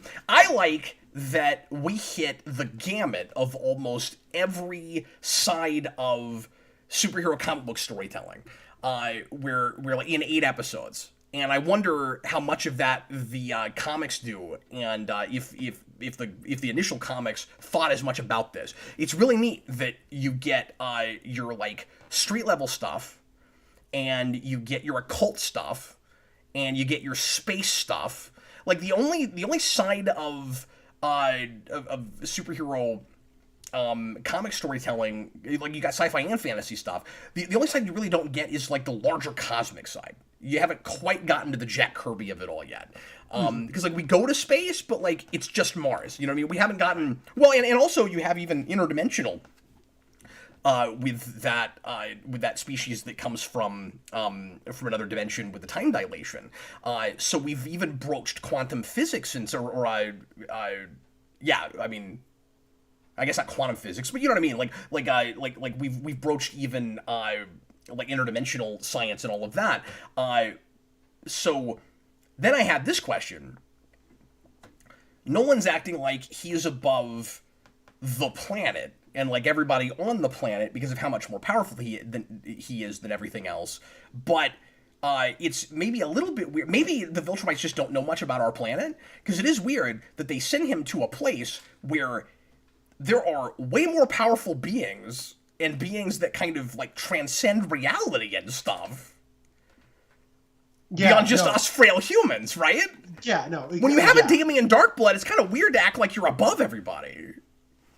Yeah. Well, that's okay. Now we're getting into something interesting, because like, maybe he does view Damien Darkblood as lesser because like this is all like hell stuff. Like this is like you human religious crap. Like it sounds to him like he does see himself as above Damien because Damien comes from hell, and that sounds like there's like that part where there's a great dialogue exchange where Cecil is talking to Donald, and he's like, don't worry, Donald, he just went to hell. And then Donald's like, isn't that worse? Isn't that worse than being dead? Like, I don't know, like they have such a casual view towards like the occult and like the spiritual and whatnot. True. So maybe Omni-Man does sort of view himself above that whole like supernatural stuff. To him, like to him it's almost subhuman. Yeah, that's a good point. Hey, I have another question. Knock him out. Why does Robot, in the first place, when he's putting together the new Guardians team, think Rexplode is a good idea? Why does anyone ever think Rexplode is a good idea? Here's what's preposterous about that whole thing to me. This bothered me in that episode. And on a second viewing, I didn't like it any better. He's like... Cecil's like, you build your own team. It can be whoever you want. And he's like, I'm going to be really impartial. He says that. I'm going to be impartial. So I picked all my friends. Yeah. I even tried to pick my friend who didn't want to be on the team and just left. I'm going to pick a girl who we hardly ever see or say anything in the entire show. I can't even remember what her name is or what she does right now. She shrinks. That's what it is. Okay, she does a couple of things. Well, and actually, she has a good audition. Yeah. She makes that guy throw up real bad. So I guess she got in because she did that. And then I'm gonna bring in a girl who... This just seems contrived for what happens emotionally with him later is what I'm getting at. And then the only other person... Well, and then I'm going to bring in a guy who doesn't have superpowers but used to. Who kind of makes sense if he's just a mentor. He's like a Zordon type, but he's going to actually go on missions. And, of course, in other superhero stuff, we have non-superpowered characters wearing suits that give them things that seem like superpowers all the time. But he auditioned all these people with these incredible superpowers. So, like, you don't really have to do that. And then he's going to bring in Monster Girl, who gets younger every time she transforms. And he doesn't know that about her when he picks her. So you'd think he would replace her after he finds that out. And he doesn't. And then it's just, and all my friends he goes, I'm glad that so many of you from the teen team made the cut. I'm like, you picked all of them. Did he leave anyone out? No. I don't think he did. He didn't, and it makes a lot more sense though once he's not actually a robot. He is partial. Like there is stuff going on there. I think. But he's not trying. Yeah, no, exactly. And that makes him seem like it makes him less sympathetic because he's overly selfish. The problem is he's so good at acting like a robot the rest of the time and like making the right kind of more cold, calculated calls that it's weird that he doesn't do that there more than he does. Like, okay, pick your own whole team, whatever, but like keeping Monster Girl seems like a bad idea because with her power set, the way that works, first of all, it's unfair for anybody to ask her to use that power ever. That's unfair. She's... And it's fascinating, the idea of like a 24-year-old in a 15-year-old's body and all the questions that they're not afraid to deal with and broach with that. I was shocked. It's really cool that they took the risk to deal with all of that, where it's like, is it okay for people to date her? Like she looks 15, but she's 24, and like, how do you deal with all that? But like, but she is actually 24. And it's her life, and she should be allowed to do what she wants to, and so it's a weird gray area. So I like to deal with all that, but it was too contrived. Like, she shouldn't be there. She would be a giant liability. And so she has to be there so that he can fall in love with her, and Rexplode has to be there so that he has somebody to take the DNA of, but he hadn't decided to take his DNA when he picked him, so that's not the reason he picked him. Yeah. So why did he pick him? Because he should have fired him after their first mission.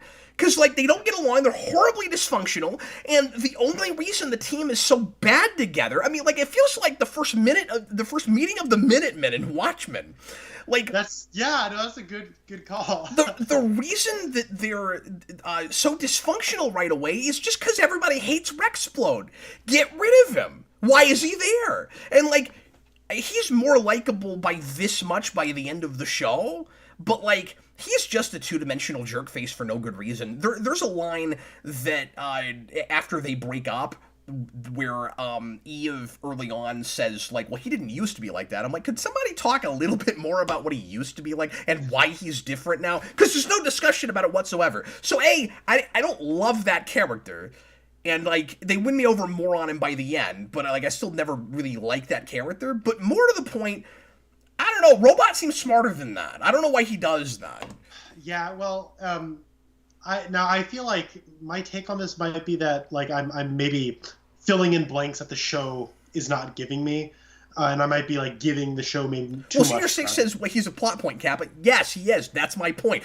Everybody say it with me. The show is better than that. Yes.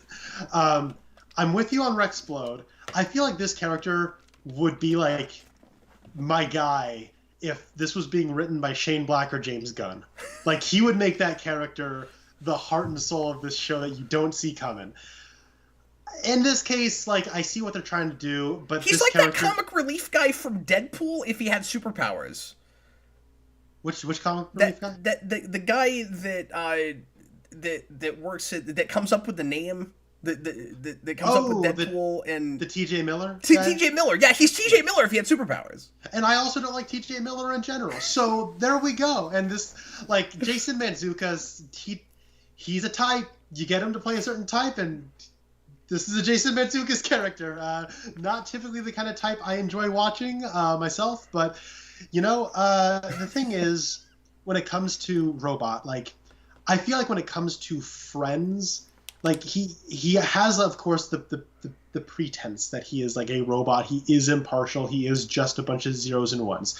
And so people believe that. And so whatever decisions he makes, even if they're informed by human error, they don't think it is informed by human error. No, that's true. And so I think him bringing all those people on and keeping them around is because he is just an insecure guy who just wants to have friends. And the whole notion that it's being impartial and all that is just a smokescreen that he has the benefit of everyone believing.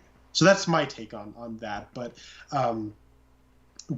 you can see why I'm questioning it, right? Oh yeah, because he's a robot. And not because you or I wouldn't do that. That's true. Okay, yeah.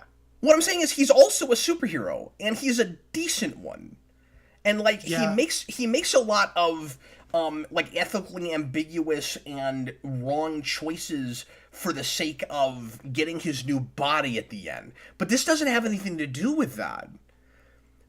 You have to remember the context of what's happening here. He's replacing the most powerful heroes on the planet to create a new team to save people because there's a huge gap now. And so this is about like life and death, and he's making all of his choices just based on wanting friends around. I don't totally buy it. You know what? You won me over on that. Yeah, no, I do feel like one or two. Not all of them. Not That's Rex. a good point. Why is Rex there? He doesn't even get along with... Why Rex, though? Yeah. No, you're right. They don't even get along that well. No, that's... Yeah. That's all I'm saying. Then, no, I also had, though, that same thought of, like, even before we got all the reveals about Robot, I was like, Rex, what? Duplicate? Why? Huh? Yeah, what's going on? Yeah, and that's also, by the way, built to just as well as the Omni-Man reveal, where we're supposed to think that he's maybe doing something kind of scary and off in the background. And they also keep giving us all the answers with no context, so we don't know what's happening yet, but it's all right there. We get a shot of his real deformed body in, like, episode 4 or something. Mm-hmm. It's great. The development of, or I shouldn't say development, but like just everything the Mahler twins are doing in the background, and we don't know why exactly they're doing everything they're doing, and then you get to the end and you have the reveal of what Robot's been doing. It's just nice that it all tracks and it's all intriguing. It carries.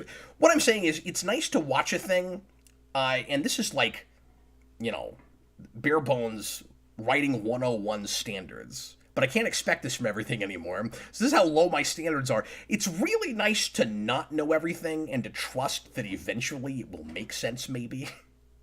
Yeah. I trusted this show. I'm watching this whole time going, I don't know why this yet, but I think I probably will. And then lo and behold, it's given to me. And there's a logic to it, and I understand it. And I don't feel like I'm missing something. I'm like, well, wait. Was I supposed to pay attention to a thing that I missed here? No, it's not been given to me yet, and I know I haven't gotten it yet. The structure is right, and the you know what I mean, and like the pacing of it, the writing is right, where like it's giving you the right details and keeping the right details from you, so that you know that you're not missing stuff.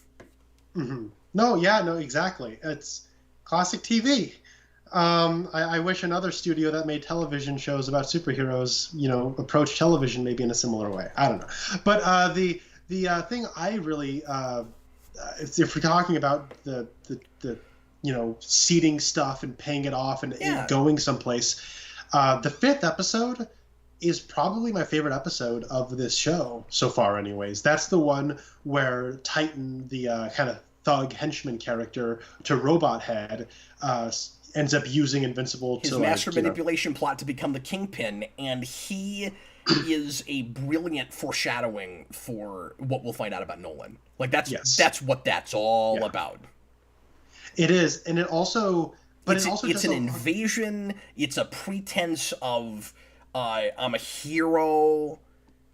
It's like it's everything Nolan is doing. But it's also a really great payoff for some of the stuff that it's been seeding beforehand too.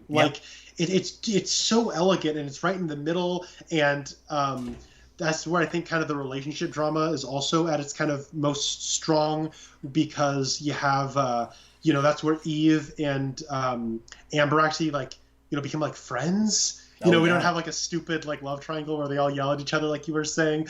They become friends and end up doing a thing. That whole episode was so good. And they become friends, but it's not like the Lana Chloe thing in Smallville where they have to live together and then make it a big plot point. like everybody's supposed to be on pins and needles. What's gonna happen? They're living together. What? Hey, you know what you gotta love? You gotta love you gotta love a villain with an auto-tune voice. That was a great touch. I loved that. It was so good. It got so sing-songy. Yes. You get into places where I expected a bat beat track to come in. Well, what was great about it is the first sentence or two we had, I'm like, oh, is there auto-tune thrown up? That's cool. And then it just progressively has more and more auto-tune when he's yelling and yeah, that's what I'm talking about, kind of doing all those big action scene one-liners. They're just throwing the auto-tune onto it. It's great. And they'd have repeated jokes that in I don't know, we complain sometimes about MCU humor and stuff, where you'll lay a thing on too thick, or you'll interrupt everything, or you'll undercut the drama. This is really good at that kind of thing without taking it too far. The Italian maple joke is legitimately funny. Yeah, no, it is. I know, they did that twice, and it was funny both times. By the way, that is also Italian maple. When he says this is Italian maple, so you got to pay for that. The way Titan just drooped his head, I was like, it's sad, but it's really funny. It's really funny. And that is voiced by Mahershala Ali, two-time Academy Award-winning Mahershala Ali, doing a great job. Who is Machine Head? I don't know. I was actually wondering that. I'm gonna look it up, but I thought it was Neil Patrick Harris the whole time, and I don't think it is, but it really sounds like him. Who is it? It sounds a lot like him. Who's Jeffrey Donovan? Oh, I don't think I know that actor. I don't either, but he sounds like Neil Patrick Harris to me. He does. He sure does. He's in stuff I've never seen. Okay. He's in the TV series version of Fargo, and it seems like he's a character actor that does a lot of TV stuff. So you said Jeffrey Donovan? Yes, I did. Okay, that's what I said. Look it up. Yeah, bunch of stuff I've never seen. Burn Notice, Crossing Jordan, that kind of stuff. Yeah. Oh, he was in the Sicario sequel. I've forgotten entirely about that movie, so I could not tell you who he played. I didn't know there was a sequel to that. It was not very good, sadly. But I saw the first one time. Was not my thing, but it's not my thing either. Pretty good though. It's a good movie, absolutely. Yeah, it's good. I don't want to watch it again. Benicio del Toro owns that movie, man. But we got. But what's cool about that episode, what I responded so much to it, is that you have Mark in Amber. She has, she's very socially conscious, and you sort of see the way that's maybe rubbing off on Mark, and the way it rubs off on Eve, where, Eve is realizing she wants to make a different kind of change in the world. And then, I'm waiting for all the Eve to accidentally destroy the ecosystem on accident. Yeah. That's what I'm waiting for. Or I don't know, the world, and have to remake it or something, because they really downplay how insanely powerful she is. Yes. Like, she's stupid. She's like Phoenix Force powerful. Like, Oh yeah, but I don't know how far her powers extend. That's the question. Is like, what's the range of it? How much can she do at once? It doesn't seem to tire her out at all. You have all and I like the realism of this. You have all this talk about like muscles with how the flying works. Yeah. With Mark, pardon me. Nothing like that with Eve. Like, she can just do anything. You just point it at a tree, and suddenly it's. I mean, you see her like put all the molecules together and stuff, but like, it doesn't seem to tire her out or anything. Yeah, no, she's waking up and making coffee with her powers. Like, yeah, she's not even conscious yet. Yeah, exactly. That's scary. So, man, if I had that power, she is like awesome. By the way, let me just say, I really really like that character. Yeah, Eve is awesome. She's really cool. She's clearly been through like a lot, and so she has like an understanding about stuff. But I don't know, like, you probably had the same thought. She's like a better Mary Jane from the Sam Raimi Spider-Man movies. But like, I didn't think of that only because she kept making me think about Black Cat.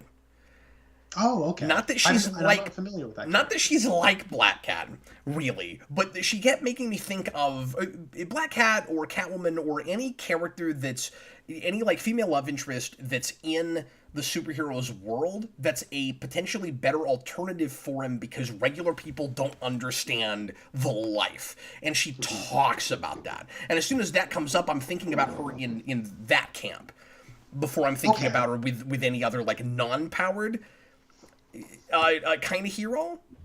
Yeah, but she's kind of character. She's like the pretty popular girl at school. She's got red hair. She has parents that don't like, you know what I mean? Like, she's got all those Mary Jane things. Well, and actually, she has this. I didn't think of this until just now when you said that. She has this really cool parallel with Mark because they both have super villain backgrounds potentially, and they become heroes despite it. Right? Like, she has Crypto Freak parents. Oh, okay. Her parents are like 15 different Crypto Freaks parents. It's like, no, you have to keep your powers to yourself. Don't use those. Never do that. Like, sheltering and when you got powers. Yeah, he was over the top. He was that was a little much. She was a little over the top. Yeah. Well, what's cool is that like she is experienced in being a superhero. Mark is inexperienced in being a superhero. He's experienced from having like a welcome home life, and she doesn't have that. Yeah. And now Mark's whole world is about to become a broken home, and like, I mean, the character maybe risks just being like the person to help our character out of every situation with her knowledge and experience. Now that's stupid powerful. Yeah, that's a risk, but. The way we have right now, the way they complement each other, like, she's so cool. Like, I don't know, like, I like her a lot, and like, I ship it. I want her and Mark to get together. It also helps that he's so insanely powerful at the same time that he needs somebody on that same level in every way. And it's also interesting that she has parents that don't support her superheroing endeavors, and he thought he did with his dad, but then his dad ultimately is what Viltrum, the Viltrumites are, and also has maybe not been raising him exactly right. Like, yeah. Well, I think like moving forward, what I want from Eve though is I want like because basically what the way they constructed this character is like perfect for this season of television. I do want them to do maybe something a little different with her now. Because I think what we're running, like, you want her to become the president of the United States. Yes, this is what I'm saying. But what I feel like she's running the risk of is basically being like, we're crafting this character to perfectly like fit our main character. Yeah, absolutely. And that's and she's not that right now. So you need her to be Hit Girl, where she leaves and goes and does something. Sure. Yes, I would like her to go on a self-discovery journey, and she and Mark can spend some alone time away from each other, and maybe by the time they come to each other, he has become more experienced and can help her the way she can help her. I think they're laying the framework, the foundation for that, though, in having her not be a team player anymore. And go off and try to save people on her own and have her own life with all of that. She's not going to go to college. That's another kind of interesting parallel with Mark, where they're both superheroes, but they've chosen not to be on teams for different reasons. Yeah, yeah. But I'm with you. Like, if I was a shipping person, I'm probably, but that's just because they made me not like a character I liked okay in Amber because they kind of threw her under the bus. But I really like that the show attacks head on. Like, let me say real quick, the balance between realism and absurdity is wonderful, where it is that kind of like what if superheroes existed in the real world kind of thing, except it also is a superhero world. Like, it's a world that clearly has been affected by there being superheroes and supervillains, and they're way better at that than Marvel and DC ever have been in comics, where it feels like more or less a world that has transformed because there are people with powers in it. Like, the military has really advanced stuff that we don't have now, because they live in this world. So that's fantastic. But I was just going to say, I appreciate that they attack stuff head on, like heroes, the pros and cons to dating a regular person versus dating somebody that also has powers and all of that. These are things that we need to explore in a more realistic version of superheroes. Well, yeah, and you know what you were talking about with like the way the military has advanced and like the way society has changed because of superheroes. I've sort of taken that as like that's Cecil being like, we are not going to have a culture of dependence. But I'm curious to know how long heroes have been here before Omni-Man got here. Yep. Like if he was here to weaken us.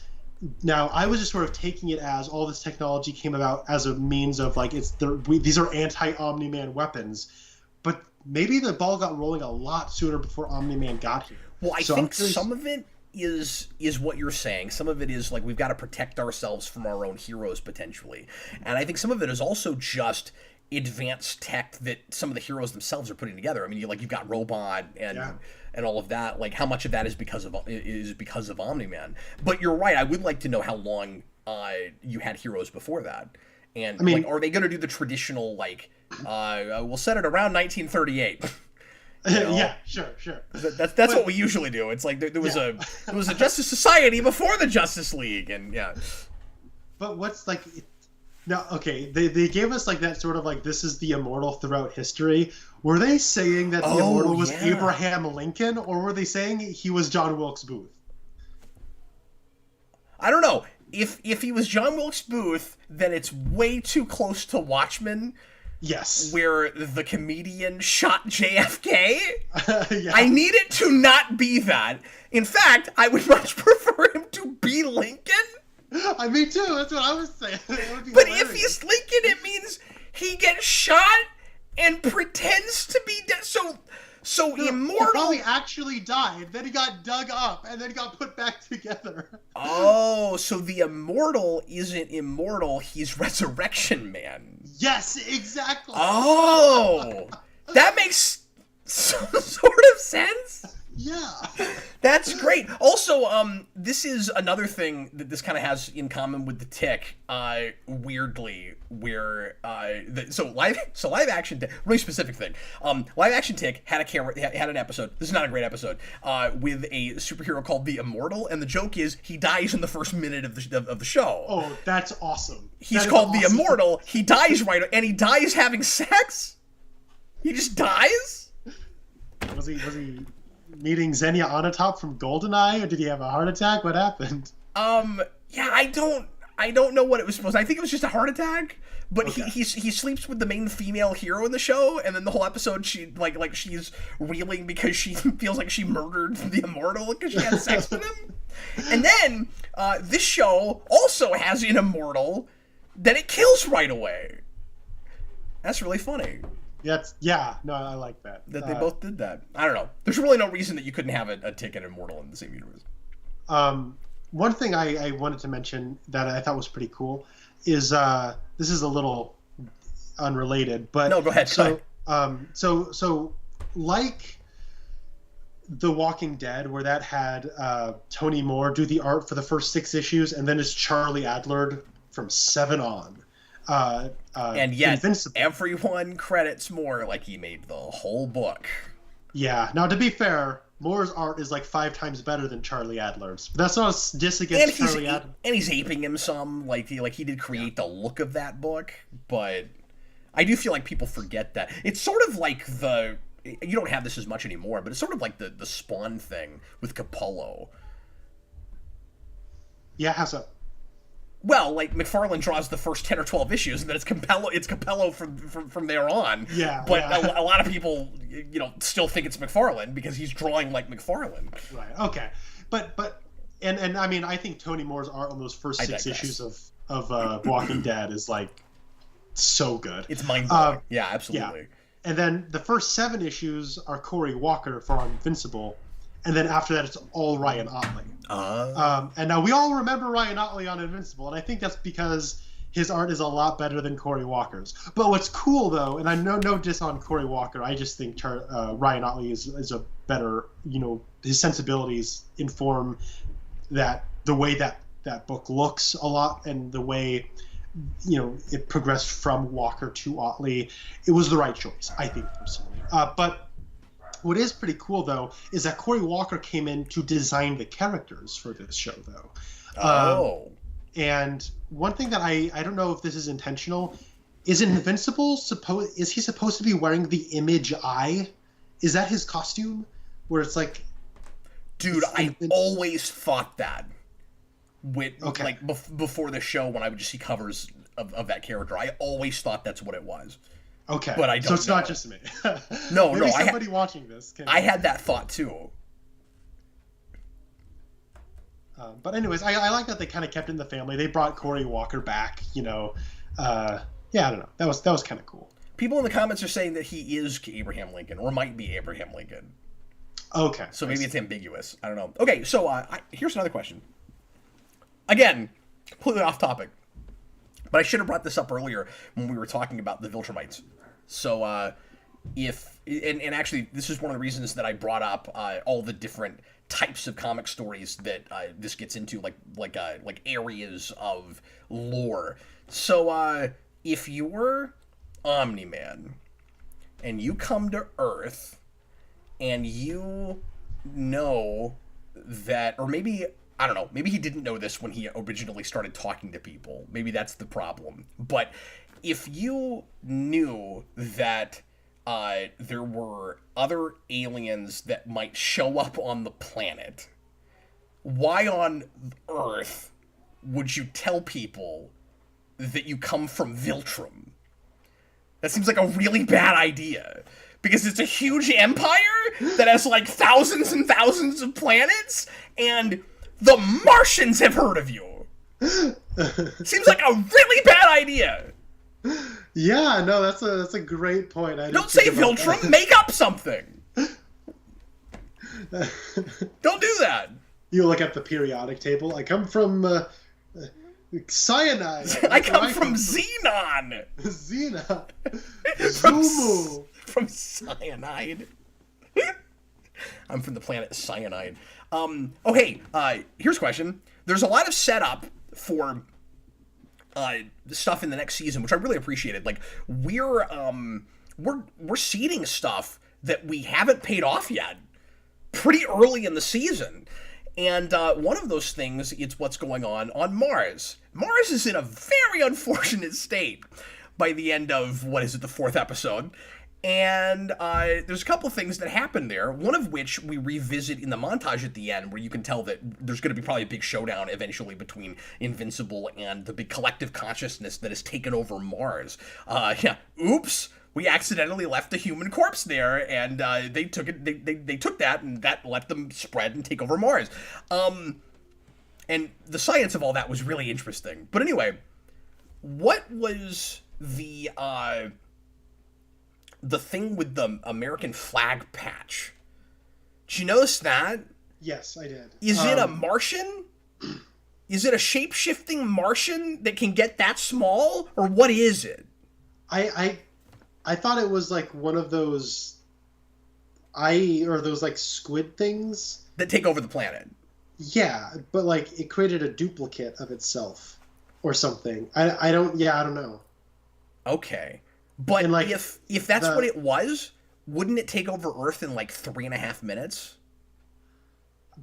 That's maybe. I don't know. Because it's on the patch of one of the astronauts coming back to Earth, and they make it back. Exactly. Yeah, they do. There's that hilarious bit on the news where they're like that routine mission. That went just fine, everybody. So Yeah, that's got to come back. Yeah, I think that might be a. I was thumbing through some of the later volumes, and it does look like that is a later plot point, because I think the Mars issue. Don't tell me too much, because I'm enjoying getting it in the moment. But yeah. Oh yeah. And I think, like, for reference, I think the Mars mission issue is issue 18, and then I think, like, and then the stuff with Robot Head, like, that's like 17 or 19. Like you mean Machine Head? Oh yeah, what did I say? Well, you took two different characters and you made them a character. You said Robot Head. Robot Head, nice. But, like, the stuff with, like, Titan and Machine Head, that's, like, also around the same time as the Mars mission issue, but that's, like, second year stuff. That's, like, 10 or so issues after all the stuff that is covered in this stuff. Yeah, it's Did that stuff not remind you of TV Luke Cage? It kind of did. Yeah, no, it's very much like he does kind of have, like, the bulletproof skin thing going on. It's about, there's a kingpin we got to take down. It's, he's using, naivete and social conscious to try to, like, appeal to Invincible. Like, it's all backed by hip hop. Yeah. Once he's got himself set up, he looks real, like, classy and upscale and. Yeah, no, Luke Cage did come to mind. Yeah, so, like, he is, like, Cottonmouth in Luke Cage, and then played by Cottonmouth from Luke Cage. So. Oh, is that who you mentioned that earlier? Yeah, okay. Yeah. Well, they were thinking that, and then Nolan is like Walter White. He's got there's a whole Breaking Bad thing going on there, except he broke bad and he's broken less bad. Throughout the show, course of the show, like that whole civilization broke bad. You know what his whole backstory is? It's a civilization of doomsdays. That's what they are. They're doomsday, because doomsday gets created by sometimes it's Krypton, sometimes it's not, but it's a civilization. It's an advanced civilization from another planet that takes a creature and keeps killing it. And like bringing it back to life and then killing it again, and like by different means. And every time you kill it, it can't be killed by the thing that you killed it with before. And then eventually, it's basically just an unkillable, immortal thing. And that's kind of what his people are, because they do that to each other. Like they kill everybody that's weak until there's only the strong left, to the point where. They all, like, almost live forever and can't be killed. And they're, like, godlike. So, like, it's a civilization of doomsdays. So it's evil Jor-El who is Doomsday. I didn't even think about that. That's fun. I like that. I don't know. I've had a lot of really fun comic parallels all through this. Like, and I mean, they are obviously here to be read into. This like Robert Kirkman very clearly likes superhero comics and has a love for pretty much all of it. Like you were saying, he loves the cosmics. Well, we haven't really gotten too cosmic yet, but he does like, this occult, supernatural, the street level, the mad scientists. Yeah, the high school stuff. Like, he likes all of it, and that's really neat. Like, I was a little disappointed we didn't get a North by Northwest reference when we were at Mount Rushmore, personally, but it's okay. That's a movie thing. It's not a comic book thing, so I thought we were going to get a world landmark in every episode, because we do it 3 in a row. What were the 3? So we got Mount Rushmore. Well, at the beginning, they open it right outside the White House, and then in the second episode, they open right outside of the palace in England. Okay, yeah. Is that Birmingham Palace? Buckingham Palace, and then Buckingham. Wow. And then Mount Rushmore, and I kind of thought every episode would just be some big monument. Yeah, no, it's funny you say that, because someone throws up in the first 3 episodes at one point, in all 3 episodes. So I thought people were just going to be vomiting in every single episode. Yeah, and I thought that the dad and his son that are like outside the White House, or I guess you don't see his son yet, but you got that security guard that's like talking about his relationship with his son. They're gonna go on a trip, and then in the next episode they're in England. I thought they would open every episode, and then they quit doing that. Yeah. Maybe they died. I don't even remember. Well, so the son is digging up the immortal's grave. Oh, is that who that is? Yeah. Okay, I didn't pick up that was the same character. He makes a reference that, like, hey, if I get caught, my dad could lose his job at the White House. Okay, see, this is really good at setup. I knew I had to be missing something. Mm-hmm. There's no way they would just drop those guys. Yeah. Well, now I feel dumb. I missed that. Hey, it's okay. It's okay. I missed it. You'll get it next time. We are at 2 hours. We'll go ahead and try to wrap up here in a little bit. What other big aspects of this have we not brought up yet?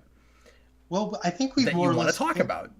We've more or less kind of hit on like every episode in some way. I think Jaimin Hansu as the Martians was really cool. I liked him as the Martian King. But of course, I've heard of Filtrum. That's the Who guy. Yeah. Yeah, Papa Midnight.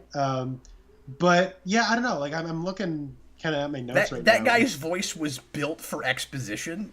It was. It really was.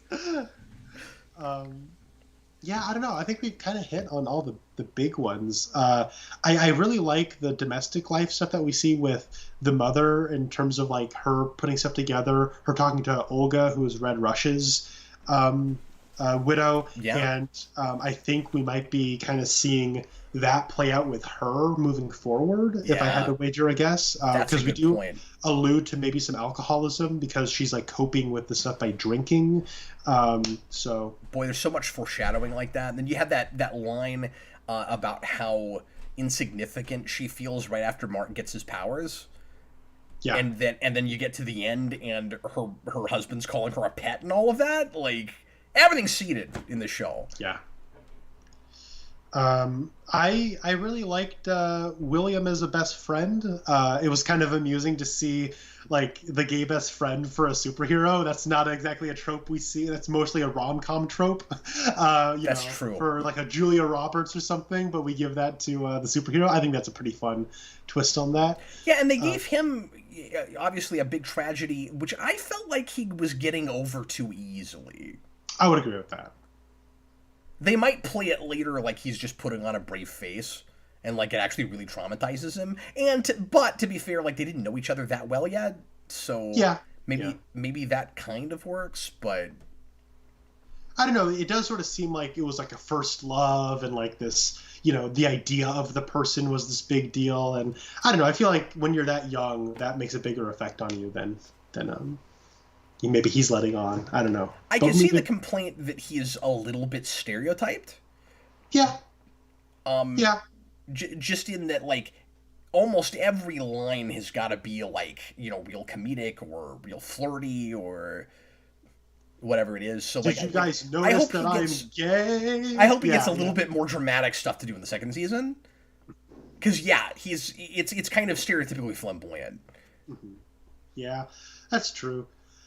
Do you have any like cast members or like actors you would like to see pop up for like a character or a bit or something? Because I had that thought while watching. Not right off. Who do you have? I would love Michael Madsen to show up, and say he's in a lot of Quentin Tarantino movies. He's Bud from Kill Bill. Did you see The Hateful Eight? No. Oh, he's in that with Wong. Christmas with the Mother is a wonderful thing. Right on, Rocket. I don't know. He's a 90s guy. He's in Reservoir Dogs. I don't know. I just know him from Tarantino movies, but I would like Michael Madsen to show up. You had almost a Beetlejuice impression. I'm recovering from getting sick, so I can't quite get low enough to do Michael Madsen, but I can do it scratchy enough to do Beetlejuice, maybe. Maybe. I always suck at the fan casting thing. I'd have to think a little bit about it. We're just talking about like people to show up to be something, like, I don't know, right off. I think Michael Madsen would be great in this show. He's only in straight-to-video crap right now. I guess. Oh, that's unfortunate. I will say it's kind of weird not to have Neil Patrick Harris anywhere in this. Like that was a good call. When you said you thought it was Neil Patrick Harris, I'm like, why did I? He would be perfect for this. He should be in here somewhere. So I'll throw that one out. And let's see. I'll pick another random person. How about Chiwetel Ejiofor? Oh yes, he would be great. He'd be great. Yeah.